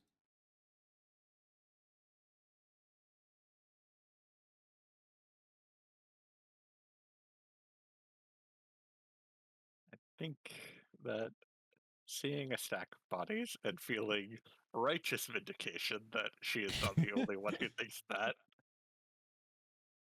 uh, she'll take the gamble that this means that they've finished fighting something because they're not going to stack bodies in the middle of a combat. And she'll kind of break from her cover and slowly begin making her way towards the village, keeping an eye out still. Okay. It's making her presence more known. Okay. I'm going to out myself really quick here. Kay, do you have a note as to which group I sent to which one? I don't remember which one specifically got sent to the fishing village. Let me double check if I know who went to Northcliffe. Northcliffe, Riot and Company. Okay. Good. That's what I thought. That's who I thought it was. Because Just the question then becomes: did the bodies look like they were slammed really hard with a blunt object? I mean, when you get closer and closer, and you take a bit of a gander over the various bodies, I mean, there's a good variety, including a couple of crossbow bolts, arrows, several that suffered really, really brutal axe attacks, and you know. She's fought with them before. This looks like White Cross Company style. You haven't really had a good chance to get close and investigate, but before you really get a chance to take that in, because you've revealed yourself, there's a brief instance of something small, white, and fast that sort of blurs past you, flying at an incredible speed. And then in the distance, you hear what sounds like a hawk's call as you see it sort of reappear behind the houses just beyond. And as your eyes sort of follow it back to the front of the village, you see a couple of White Cross Company members come walking out. Evening glow and gloom specifically. Wait. Is that you, Lilith? It is. What are you doing here? So there's a bit of a situation. Do we need to wake people up? We have the chance to recruit a very powerful ally. All right, yeah, hang on, stop. I'm gonna go wake up the sergeant. Give me a second. And Evening Glow, marches off, leaving you with Gloom, who just nods at you. Doesn't say anything else. A couple minutes later, Nod back, drink from her water skin. Riot comes out, like clearly bleary-eyed, like she was in the middle of a nap. Has her great axe slung across her shoulders. Oh, yeah? Oh, Lilith! Oh, what are you doing here? Powerful ally, opportunity. I managed to catch that. Details? Long story short, we finished up where we were, killed the red cloaks there. Blades? Red blades, yes. Mm. The other bandits fled. Unfortunately, we weren't able to go after them. But then we were approached by someone from the Rising Moon clan. More bandits, you're saying? A clan made up of necromantic bodies. Right. They're offering to join our cause and help deal with the bandits. However, they want us to stop the advance of more red blades that are approaching from the west. Okay. Kill more bandits, become friends with other bandits. Is that the gist of it? Pretty much. And you trust this undead Rising Moon person?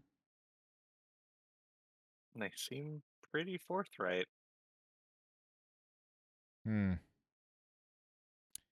You will understand I am skeptical and now extremely sober. I brought the representative with me if you want to speak with them. You see Riot look around. They Okay.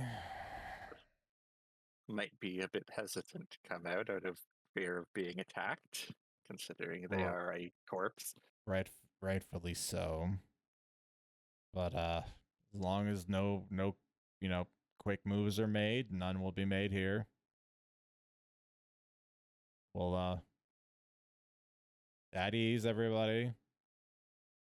And everyone just kind of, takes hands off of weapons, puts, thumbs in belt loops, and Evening Glow settles the crossbow down, and Rai just puts the head of the axe on the ground. After a couple of heartbeats, you'll watch as the Moonshadow Rogue slowly corporates and becomes solid again. And just like how they appeared to you in Mist Meadow, they'll give the same spiel to White Company or White Cross Company.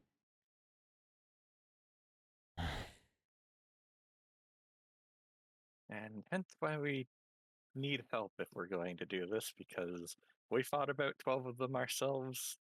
It was a pretty close call. This is 5 times that, even if it is spread out. Yeah, no, it's a lot of bandits. Don't get me wrong. I'm up for it. I would love to. But that isn't a responsible leadership decision for me to make. Just because I want to. I can't throw all of my boys in there. It's practically a meat grinder. The Red Blades don't stop. They just keep running at you until they die. The others are fortifying the town as best they can. It's on a slightly elevated hill in the middle of a valley. I mean, it's not a bad position to fight from.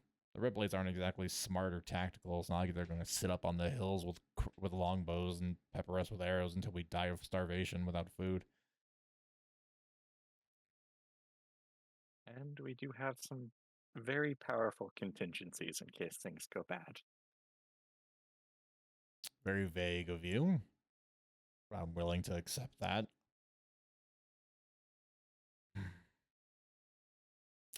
All right. One, I don't trust you. And she points a finger at the Moonshadow Rogue. Nothing personal. I just don't know you, and you're speaking through a corpse. That's weird and honestly kind of rude. I prefer meeting people face to face. You see the dwarf is about to speak up, and he no, I'm gonna let me finish. 2, I'm gonna send Snowbird back to Hope Prevails to ask for reinforcements, just in case if it goes really awfully. At least maybe somebody will show up and be able to save people that are bleeding out. In the worst case scenario. Likewise, Snowbird, and you just kind of watch as the high elf kind of appears from between two of the huts. Go back to the base camp we set up and leave him a note for the other 2 task forces in case they finish up and can reconvene sooner. I doubt it, given the distance and time. And anyway, do it anyhow. Fair warning, the bandits that escaped us, about 6 in total, they did flee east. Well, we haven't seen anything over here yet. So they probably are steering clear. Honestly, they probably even checked in on us because, well, they knew they had friends in the area. But once they realized that they didn't have friends, they probably kept moving. So I trust Snowbird. He'll be fine. Okay. I'll commit me and my squad. I'm more than happy to stand at the front, but everyone else, they're going to stay as shooters. Whatever the high position is in the village, that's where they're going to stick. It's safest for them. To me. Pick off as many as we can before they even get to the village. Mm-hmm.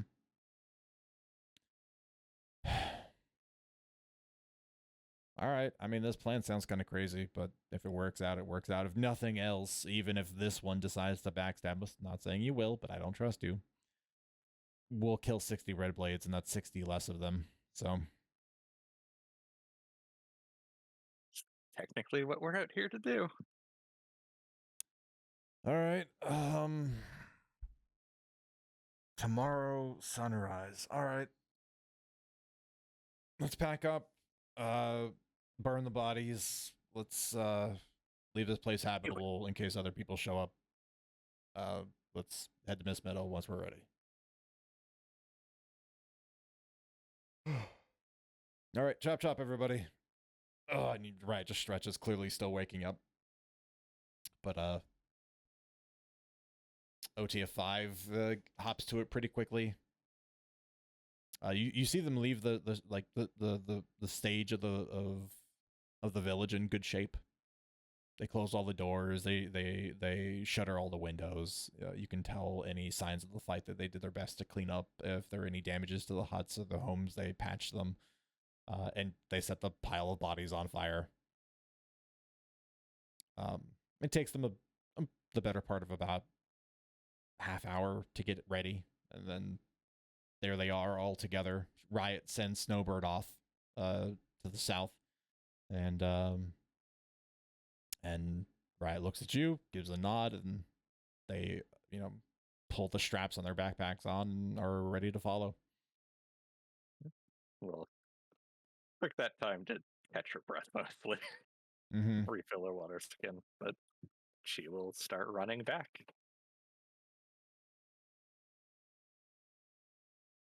During that that quiet half hour of Whitecross doing their business here in the village, the Moonshadow Rogue, who's become corporeal again, will just sort of be there next to you, just standing there, stock still, eerie. If for some reason you perish in the upcoming battle, would you mind if I took your body, recycled it? I would prefer not. If there is no one there to recover it, what then?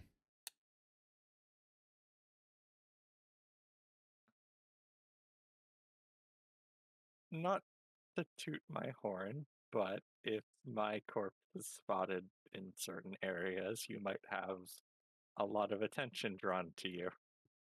That wouldn't be anything new.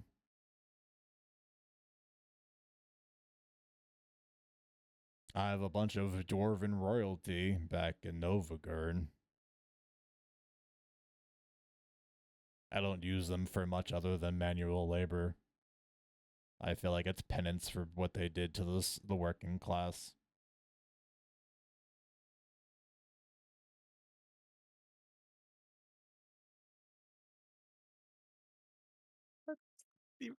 I'd prefer not. Understood. If you change your mind, let me know. Will do.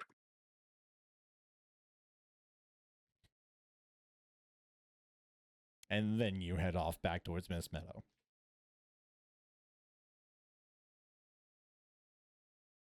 Wee. Wee! And away they go. And away we go, because it is the end of game time.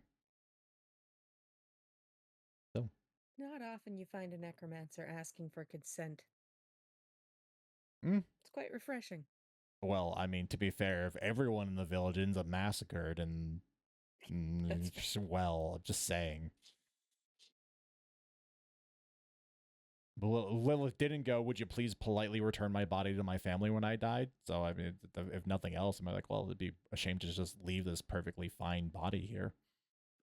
Lilith is 100% under the impression that, yes, I didn't give my consent. However, I leave when I die, and my body is not an object now with no right to anything.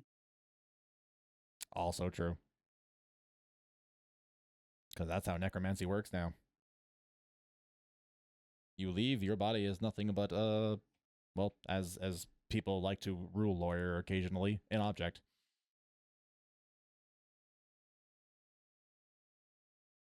Anyway, we're done. Everyone survived. Yay! I know people were maybe not as enthusiastic about that outcome, but you did it. And now you have to fight Yes. that same fight 5 or 6 more times. Yay! But with more you'll have people. help. Exactly. And Depending how Riot's fast basically a it's- player character, so you got that going for you. Riot's like at least a level 5 barbarian. Riot's Base. great. That's the short. That's the easy way to explain it. And we've got Corona back. Yay! Hooray. Another bag of hit points to beat up. True. Let me just add another attack to all of my bandits. Please don't. Yeah. So much. No, the basic bandits will stay what they were. Big sacks of hit points with a great axe. Great for rogues to get free sneak attack on, though. Oh, yeah. Mhm.